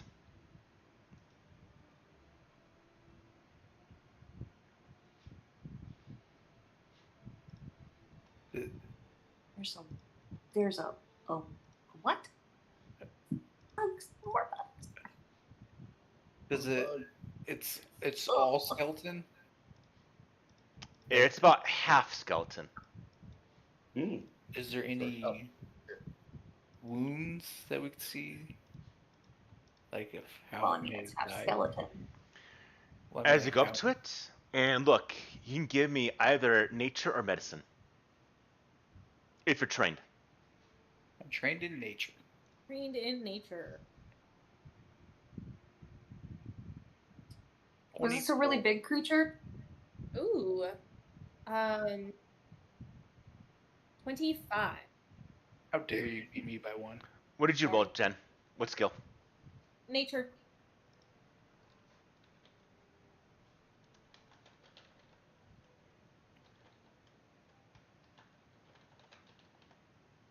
Can I roll medicine in that case? You can give me a medicine roll as well. Yeah. I'm gonna do the same. That's 24. So, for the medicine rolls, 22. this thing was killed. Looking at it through very sharp sword stabbing into it in a mine. So it was bitten in almost half. You realize by the actual markings, it was done by a beast in a way. And you realize that the mouth that bit this thing was probably around, I would say, 5 feet in width. A cool guy. A little giddy. We should probably go. I'm like, now I'm on the look for whatever got. Like, I'm seeing that this is food. I know that there's a big predator, so I'm like keeping an eye out. Okay.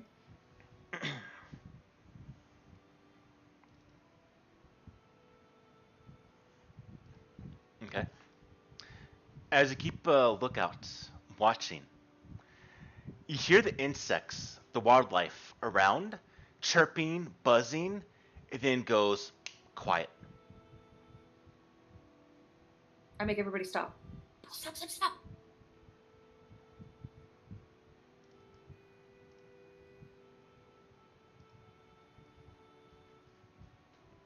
Yeah. Dismount. Dismount, or you ready to run? I'm going to. I have a feeling. Definitely I'm faster on. gonna slowly pull out my bastard sword. Oh, let's pull the same card. Ah. Hmm.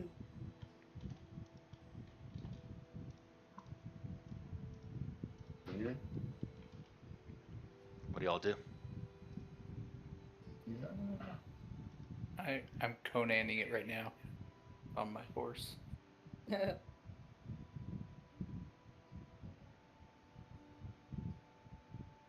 we see anything around us? Yeah. No. Then, well, yes, Looking. in a way. As looking around, insects gone, you see deers, a grouping of them, jumping, running in the distance. You see boars breaking through underbrush, moving away.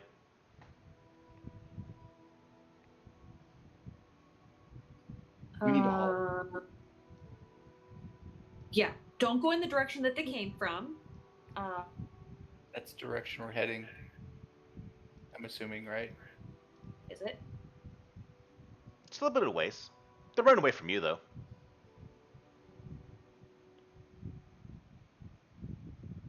Like, are they coming toward us because No, we're going that direction? away from you. They're going away from us. Well, we either make a run for it with the animals and potentially become prey for something, you guys. We try to sneak, but there's something, I'm sure. Maybe it's the thing that killed the thing back there. You think it's close? I don't know. I mean, that's why animals are running. Maybe there's a fire.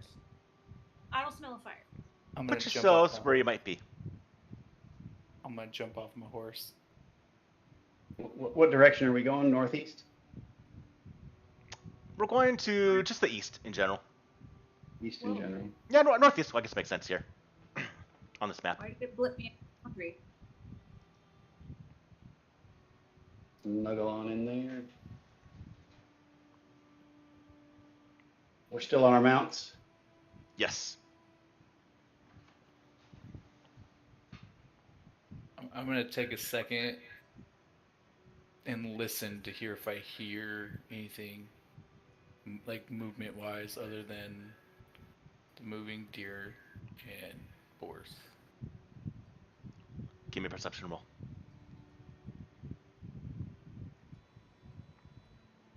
Probably don't hear anything. 17. Not at first. But as everyone goes still, goes quiet, you watch as a small leaf falls down lazily, then another, then a second, falling down on top of your heads. I look up. Yeah. As all of you look up into the above the tree canopy, in a large branch above you, about maybe 15, about 20 feet away, you see the snake head looking at all of you, tongue hissing. But it's unusual. It has a horn on its nose, like a rhino snake. We watch as you follow. The head of the snake is about 4.5 feet across, eyes yellow, watching you. Its head moving, serpentine. You follow the head, emerald green in nature, and it snakes around the branch to where you see gripping one of the trees, claws, and another one gripping a tree from either side about 6 feet away from each other. And then you see the body widens. You see the back claws, the tail that's wound around another tree, and the folded wings against its back. And you see shit. right above you is a green shit. dragon that's just watching all of you. Oh shit! Oh god.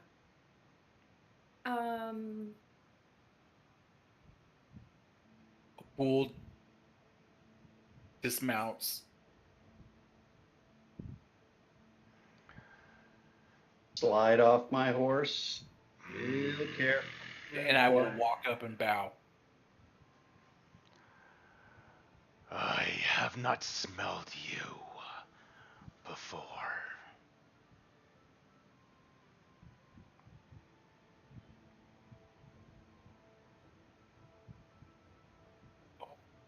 Get on it, Dragon Boy. I'm so nervous right now. Oh, like, oh gosh. So a cool bows, and then he's just gonna look at him, and then he's gonna look up and go, "Mighty dragon, you honor me with your presence." And then he's gonna wait a second. You watch as it inhales, and you see the leaves kind of come up, that go into its nostrils. You can feel the air being kind of pulled.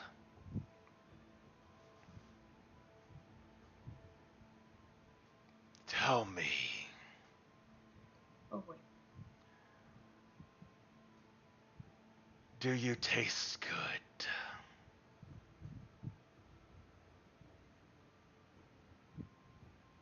Or do you taste foul?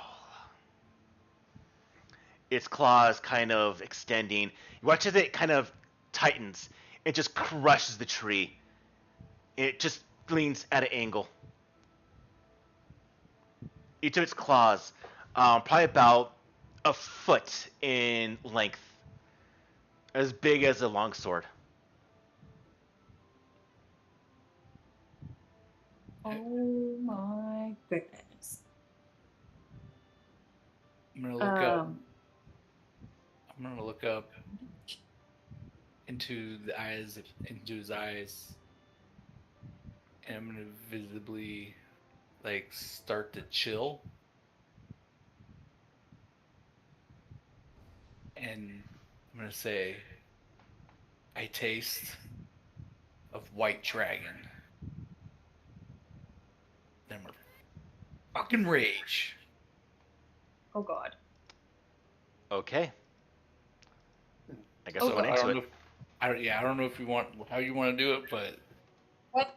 So you remember that time we played with the new person and then Mike TPK'd us? Good times, Yes. guys. this is it.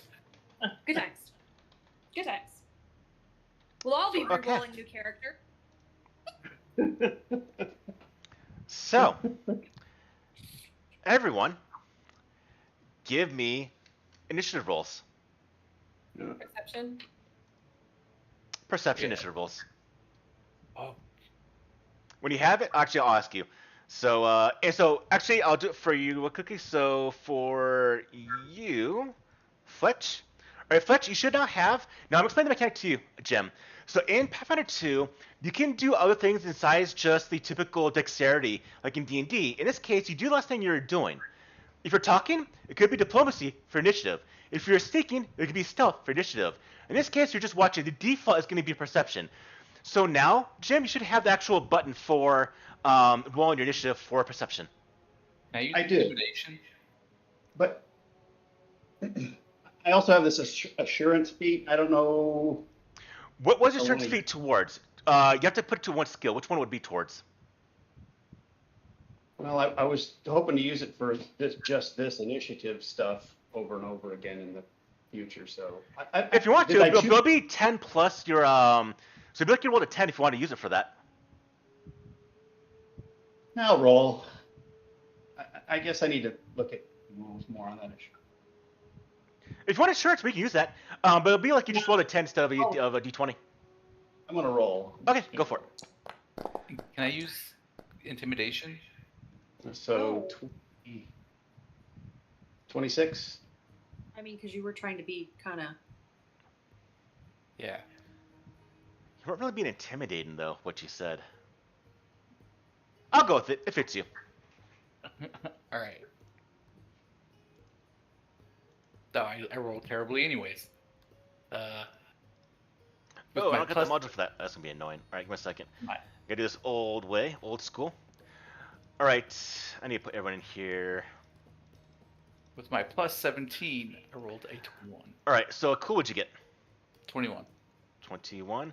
All right, Frey, what'd you get? 19. 19. What'd you get, Davina? 27. And Olaf, what'd you get? 21. All right, and then my little buddy right here. Let's see. 53. I don't right. like the way you said that. So, unfortunately, like, I respect dragons, but he kind of insulted me. I showed him respect, and he told me he wanted to eat me. So that was like two things in one. So this had to happen. You were just asking how you taste. He wasn't trying to eat you. Yeah, but I showed him respect, and then he was like, And that was his response. and his response was, "I want to eat you." You could have just let me pull He my didn't purse say and that. smell a little bit where you smell But- like carrion. As you do, rage, it makes him kind of stand back, and he roars. And he does move back in the tree line. His mouth opens up, and Do we get it? Was I close enough for an attack of opportunity? he was up above you, 10, 15 feet in the air. So he just comes back. He's still in the air. He's in the trees above you, and he lets loose. Probably what you're expecting here. Mm-hmm. Oh shit. Who's still on their horse? This is where a cold dies. Oh. Everyone, give me a fortitude saving throw, please. Everyone? Yeah. Fortitude. So, save throw. Jim, you can click in chat where it says, like it has like a fortitude little button in the chat window. You can click on that and roll it for you. I'll add 7 to the roll. 28. In the chat window. Yeah. I didn't see- You should see the breath weapon. Or not, you can just roll your fortitude check. So how do you do this, Jim? On the character sheet. Looks like you got it. All right, so that's actually going to be a 28. Or actually, that's going to be a 30. All right, so 30, Davina. All right, let's see. Natural. All right, Freya, that is good. So, in this case, critical success, you take no damage. You dive out of the way of this thing immediately. Olaf, you succeed. Akul, you succeed. Davina, you take full damage here. The rest of you take half damage. Now, I don't feel like rolling 9 dice, so I'm going to just do it from here. Oh. So, Oh. Davina, take 32 damage. The rest of you take, in this case, what is that, 16? Is that me, right? Jen, you I take do nothing because you couldn't see. So you dive out of the way as it unleashes this breath of toxic wind and cloud that just gets all of you. All right. Well, my horse is gone. How far in the day are we? Yeah, I was gonna say, how many hit points did the horse have? Because I'm 10. on my horse. I'm on pickles. Mine had 10. Rhino has 22 HP. Okay, my horse is dead, probably then.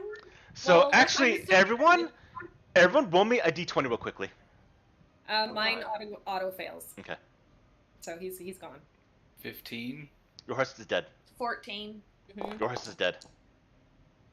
Pickles! Natural 20. That's why you never Fletch, name them. your horse is dead as well. The only horse alive is gonna be. Luckily, it looks like Olaf maybe took the entire blast of it. Olaf is the only one of the horse still remaining. What about Shalelu? Oh yeah. Do you want me to roll for Shalelu? She's still with us, right? Girl, jump in here and help. And I know you intended to give me more hit points than what I was Oh, yes. starting with. Oh yes. Here, I'm gonna do this real quickly. So you see how you are with level. Actually, I should do this right now. So I'm gonna put you back at 18 real quickly, Jim. You'll see what's gonna happen here. So at level 9, you're gonna have, or level 7. We have this. There you go. That's your actual HP. So now remove the 16 from I'll that. do the half. Okay, there we go. Okay, so that's what you got. All right. So Shalelu, I'll go ahead and roll for her. I don't have anything to fight this thing with. Let's How see. do you mean some people are glass cannons without any HP?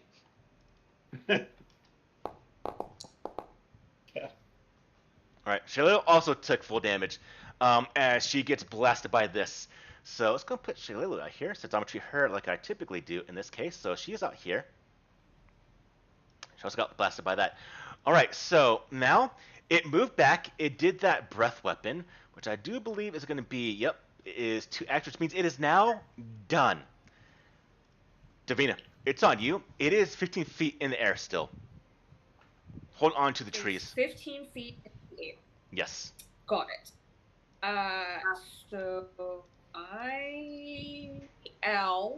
First of all, let me just say ow. Sheesh.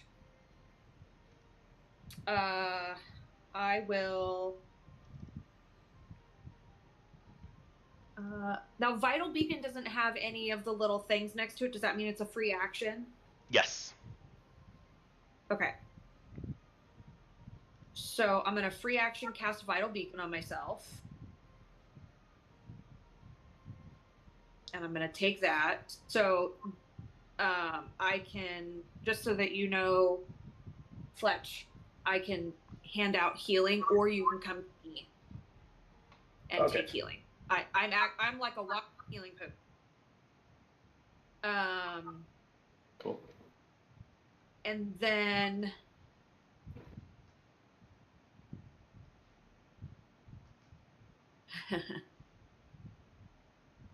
I am.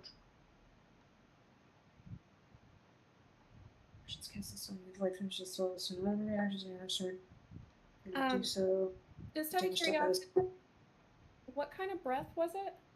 It was a poison-based breath, I believe. Let me see. Just as long as it wasn't cold. It was poison. Oh, I took no damage anyway. It didn't Yeah. even matter. Never mind.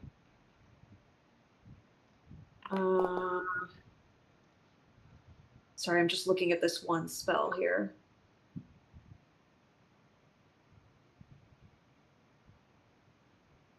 As the dragon did the breath and roared, this will now be in effect.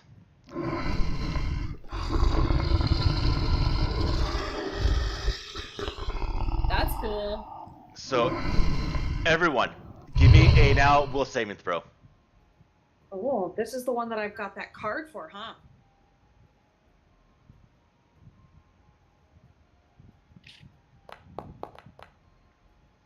$26. Right. So you will succeed. So you do have a condition known as frightened. I'll explain this on your turn here, Jim. I might have gotten a crit success. Demina got a 31. You're also going to be frightened 1. 33. Oh shit! You're also going to be frightened 1. Oh, I am? Mm-hmm. I forgot to use this. 33? I rolled a 19. Is it too late for this, Paul? My battle cry. Wait a minute. I'll give it to you on your turn for free. That's Okay. not right.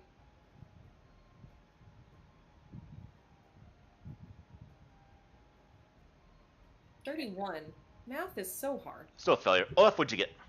Or a regular. 26. Okay, so you also failed. Or you succeed, but you're still frightened 1. Right, okay. You said I'm frightened 1 or frightened 2? Frightened 1. So all of you are frightened 1.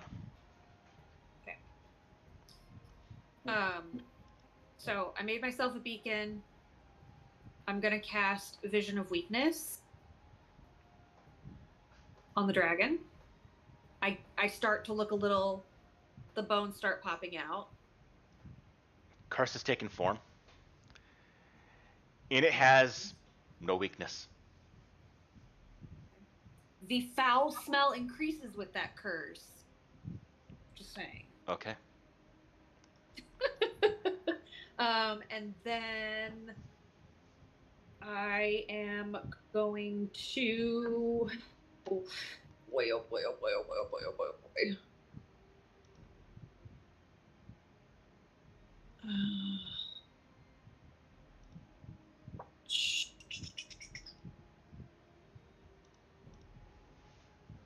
What do you got, Davina? Gosh. Oh, I'm gonna cast Shield on myself. Okay. Sorry, guys. Love y'all, but Let's keep the cleric alive. yes. Should be all your actions then. That's 3 actions, Michelle.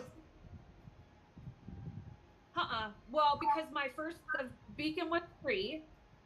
Shield is. So Vital Beacon is it's a minute to cast. You wouldn't be able to get it right now. I just realized that.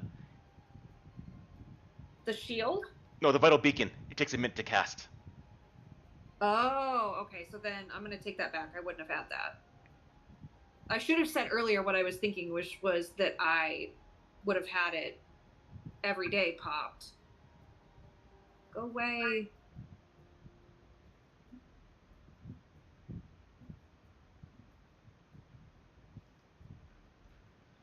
I can't get it to go. Right click, decrease value. Go away. Go away. Okay, there it goes. Right. I'm gonna pick. spell back then. Okay, so Third action. What do you want to do? vision of weakness, shield, and then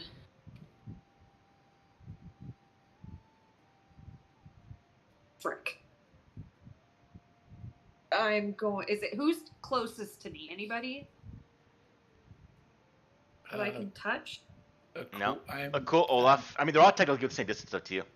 Yeah. Well, we're not within touch range though. Yeah. Yeah, nobody's within touch range. I am going to move then. Okay. And try to like take some cover.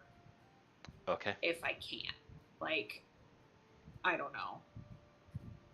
I don't want to block. I mean, I guess if I block their line of sight of me, I might block my line of sight. But whatever. I'm gonna try and like hide back here. Gotcha. All right. So, Jim, in this game you have 3 actions.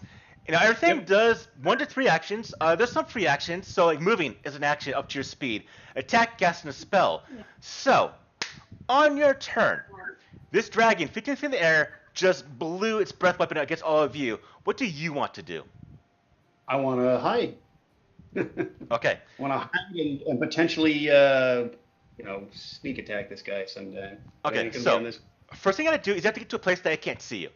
So there are trees nearby. So just move yourself into one of the tree lines over here to be hidden, to be out of line of sight, I should say. All right, let's see. That was 20 feet with a movement of, I believe, 25 or 30. 25. Okay. So you could move. Well, actually, that would take you. You can move right here. I'll put you into so now you're out of sight. 1 action. You have 2 left over. So now you do a stealth check. Now in this game, there's not opposed checks like there's in D&D. You go against its actual natural kind of perception, which is its perception plus 10. So go ahead and give me that stealth roll.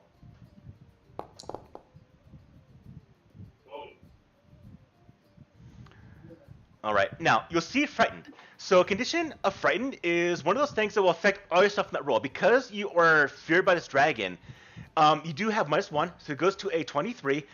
You do have the training plus 9 now, so it is correct. Now, you would have a way to get mastery under skills. I imagine you might put it under stealth, so I'm going to give you actually to a 20 actual 5 for now the plus 2. Now that unfortunately still makes you visible to the dragon. It just still sees you. So 2 actions now. You try to hide. You just couldn't do it. It looks in your direction. It just kind of snorts. You're close, but not quite there yet. 3rd action. What do you want to do? I guess I can't try and hide again. All right. Well, I don't have to take an You action. could try again. So hiding is just you could try again if you want to. Another stealth check. All right. Go for it. See what happens. Yeah. Still, unfortunately, you have tried, but you couldn't. If you want to, I did give you the rapier. Jim, you can have a bow if you want to. You have a ranged weapon if you want to. A ranged weapon. Oh. Would you want? Well, I've already burned my actions. No, it's okay. I'll play with this. No. I mean, I'll give you the basics right now. But do you see yourself having like a bow or something? Honestly, I never did. I didn't think I was gonna. I think my ranged stuff was gonna be some hatchets. Okay.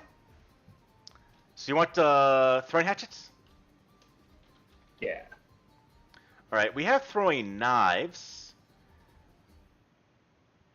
I'll give you those for right now. I like the idea of throwing hatches. Yeah, we can fluff it to that stuff, but there's actually no mechanically throwing hatches that I understand, I believe.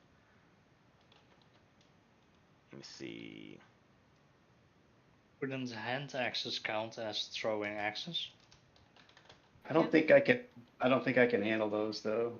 I think they're out of my looking for throwing hatches. potential efficiency or something. If anything, we can fluff them, give you like the mechanical benefits or the mechanics of like a throwing dagger, and just make them as a hatchet.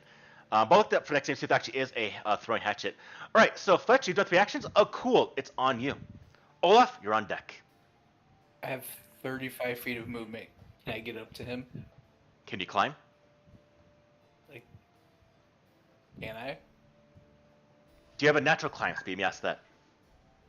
I don't know. Where do I speed 15 text? feet in the air. Look under speed. Oh yeah, I just have a plus sign, so. Okay, so you have to actually start climbing the actual trees to get to them. So it'd be an action to move there and then an action to go up. Yep. So you could get essentially here, 15 feet, then spend action to climb. Okay, I'll do that. Okay. One action, get there. Second action, you start climbing. Give me an athletics roll. Okay.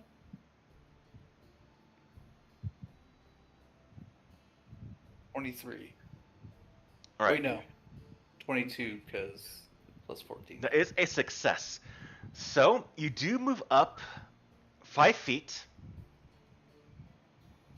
Yeah, you get 5 feet up. You have to do another climb to get within melee range of it. So it'll be a third action. It's an 18 plus 14, so 32. Okay. So it'll be all 3 actions, but you do run to the tree, you start climbing it. You do get melee with it, but that'll be your third action. Okay. Olaf, it's on you.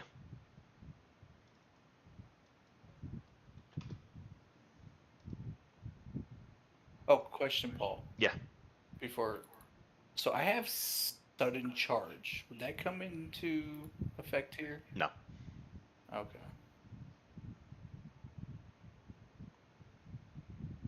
So Jeez, the dragon and Aku are in the same tree? Yeah. Damn it.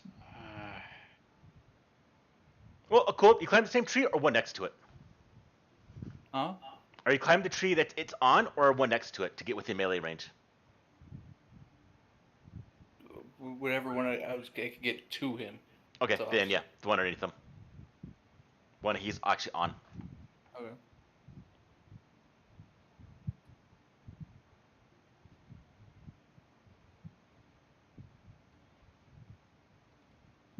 What are you doing, Olaf? Guys, have your turns ready when you get to your turn.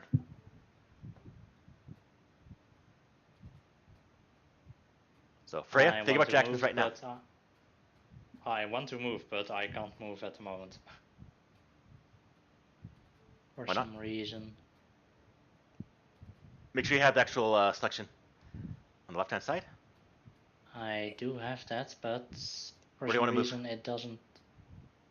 Try pressing tab. Okay. You're underneath the tree, 15 feet down. One action. I drop my greatsword and draw my Impaler of Thorns. Okay. Second action.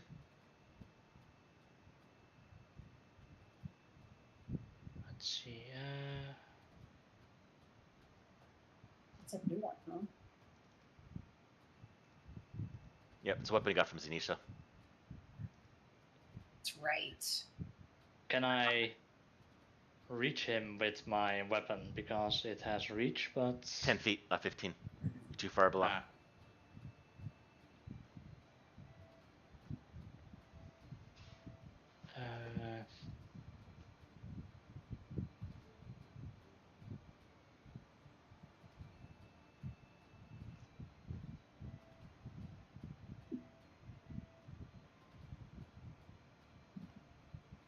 What do you want to do? Well, crap, I can't do much then.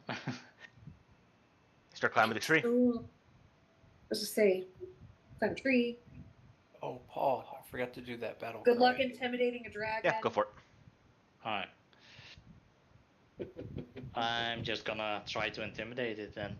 Okay, go for it. No. That's what I was gonna do, but then I was like, it's a dragon. Yeah, no, that doesn't work there, unfortunately, Olaf. Or, cool. Yeah. Well, I think I might be scarier than on dragon because I rolled a natural 20. Shut Okay. up. That'll cause it to be a little feared. Gives it frightened too. It's right fucking scary. Everybody's frightened. Alright, Olaf, you're done. Freya, it's on you. Davina, think about your turn when it gets there. Yep. Right. So I am going to pull a card. I got the Fool is books.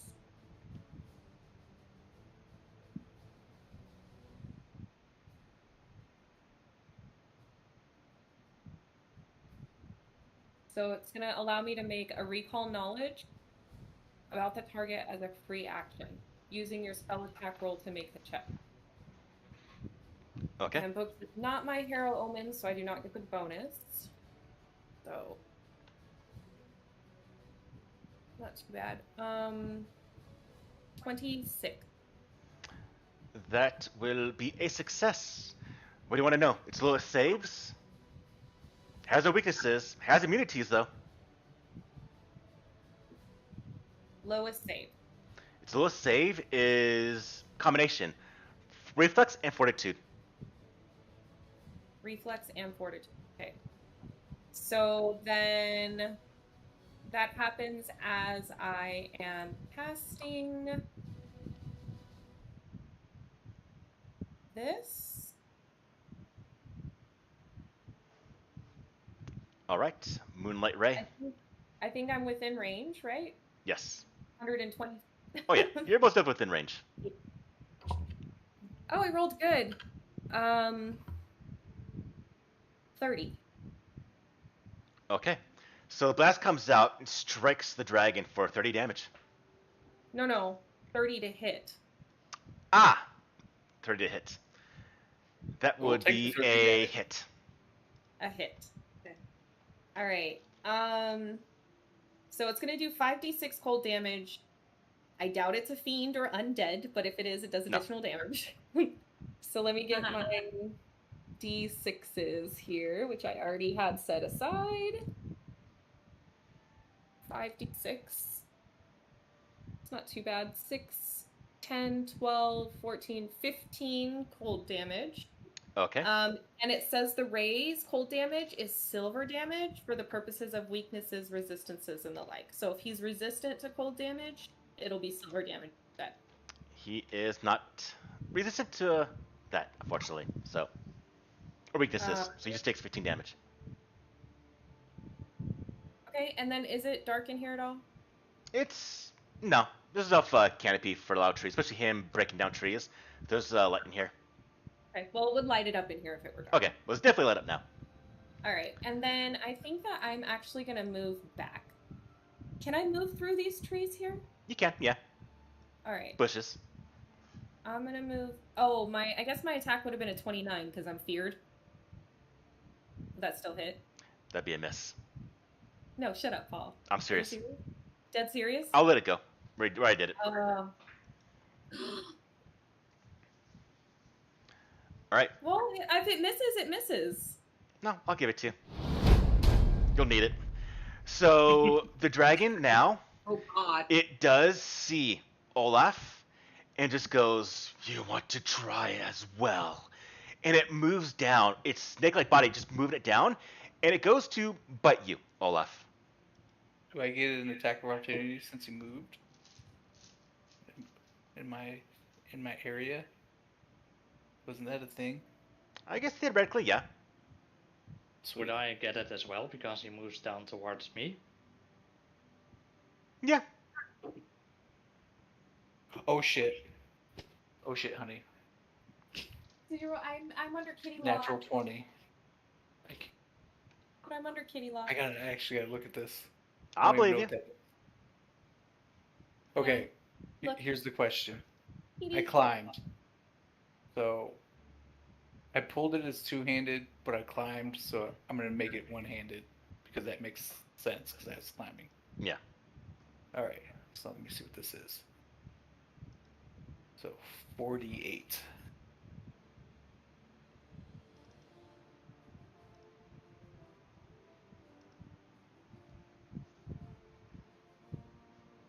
So many d8s. Well, if your spear is reach, yeah, okay, yeah, so it's good. All right, give me the attack roll.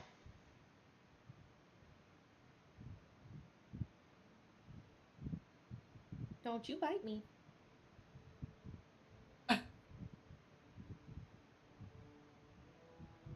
He gets mad when I stop petting him, but I'm working on my hero card stuff, my notes for it. Gotcha. Keep Olaf, trying give me a to tech roll and give me the damage if you hit. 34. That'll hit. All right. So I do 17 points of lashing. No, 17 plus 6. So that's 23 points of slashing. Doubled. And then 6. No, that's everything doubled. That's with Right. everything together. And then another 16 of cold. So 23 and then 16. Yeah. Okay. Olaf, Was mine a crit or No. just a normal hit? Just a hit. Okay. That's 13 damage. Okay. All right. After the dragon takes a bit of hits, and it does get hit, it just goes and aims for you, Olaf. It doesn't try to bite you with its actual bite. So. By the way, my damage is piercing. Does it have resistance to piercing or No. not? It has no resistances Okay. or weaknesses.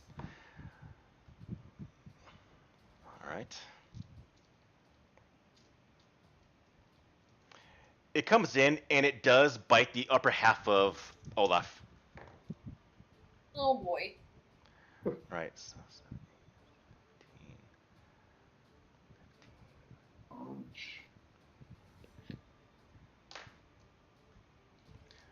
Olaf, you resistant to poison damage? No, only piercing. Okay. You take 72 damage, Olaf. Oh, How many? How 72. much? Holy crap. weird. Well, that changes what I'm gonna do. Jeez Louise. Cool. I swear. That was its second action. It did get hurt though. And so Yeah. now it extends its wings and breaks free from the tree line and it flies into the air. And it immediately swoops about 160 feet, immediately in the distance. And it banks around and you hear it roar. And as it's coming towards you above the tree line, it unleashes another breath and engulfing the entire tree line in poison and acid. You watch as the leaves just shrivel, branches shrivel, and the trees start to fall down. As it realizes you're painful up close. And now it's going to try to essentially engulf all of you in its breath, away from any sort of melee attack that any of you have. Well, I mean, I've got a lot of, so like a lot of. So it Okay. moved down, it bit him, then flew off, and then came back and did that. Because like, what's its range on its breath? I'm guaranteeing it's gonna get him, hit it. Its breath is able to reach up to 40 feet. But it's more of a narrative thing. Because we are running quite late now, and I do want to call off, essentially move this into a chase for next game. Okay. Because it is going to stay out of reach completely from all of you. Spells and range can hit it, but it's not getting any melee ever again with any of you. Which means, you saw how much damage it did, which means I need to know, as it does this, do you remain engaged or do you run?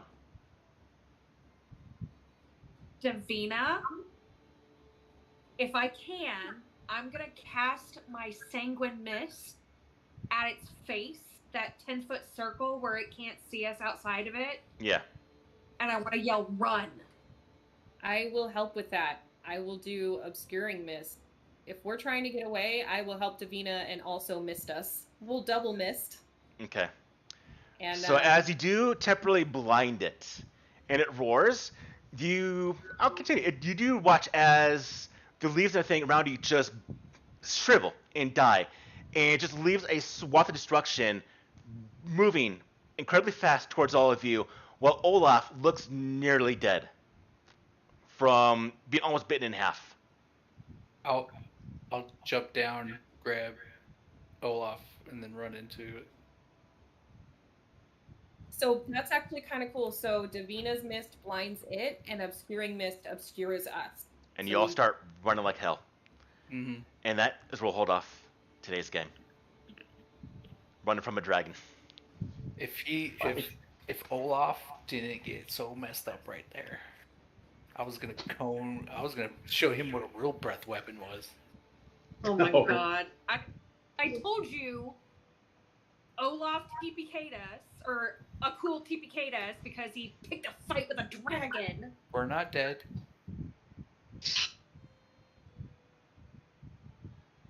You heard it though. I I'll give have, you like- that. You aren't. You're right. I swear to God, I rolled it and I looked at it and I was like, my dice knew. My dice just knew. Like, I don't know. We wouldn't have. Man. We wouldn't have survived. Maybe. Certainly wouldn't have survived 3 more rounds. 2 more rounds. Maybe not 1. well, he was pretty hurt. Yeah. That's Yeah. why he changed tactics completely, because you did hurt him. Yeah. This is I a wanted to power young attack. green dragon, so oh, I can't explain to you how hyped I got when I realized it was a dragon. awesome. Right. So, Jim, Yeah. a lot of RP coming in. What'd you think? Oh yeah, that's good role playing, guys. Love it. You do? You like it? Yeah, yeah. Okay. Good plot. Good characters. It's gonna be fun. First session in, almost experienced player killed. You're welcome. Right? Right. McCool's a little more chaotic than Lex. Yeah. I was one away from a crit. Oof. Yeah. I would Oof. have probably died then, right there, or not. Yes. I had, it was either going to be Sanguine Mist or one other trick. I was going to grab its bones and yank it down. Dragons are no joke. Dragons are My tough. power see what attack happens. isn't either, because I one-hit killed bosses with it. Right. That is true. This was a fun little encounter. I wonder. Mhm. Just for funsies, I'm gonna roll to see what my damage would have been two-handed. All right. Oh, I got to oh, run. I have to be Okay, up in 7 we've been hours. All right, Michelle, you have a good night.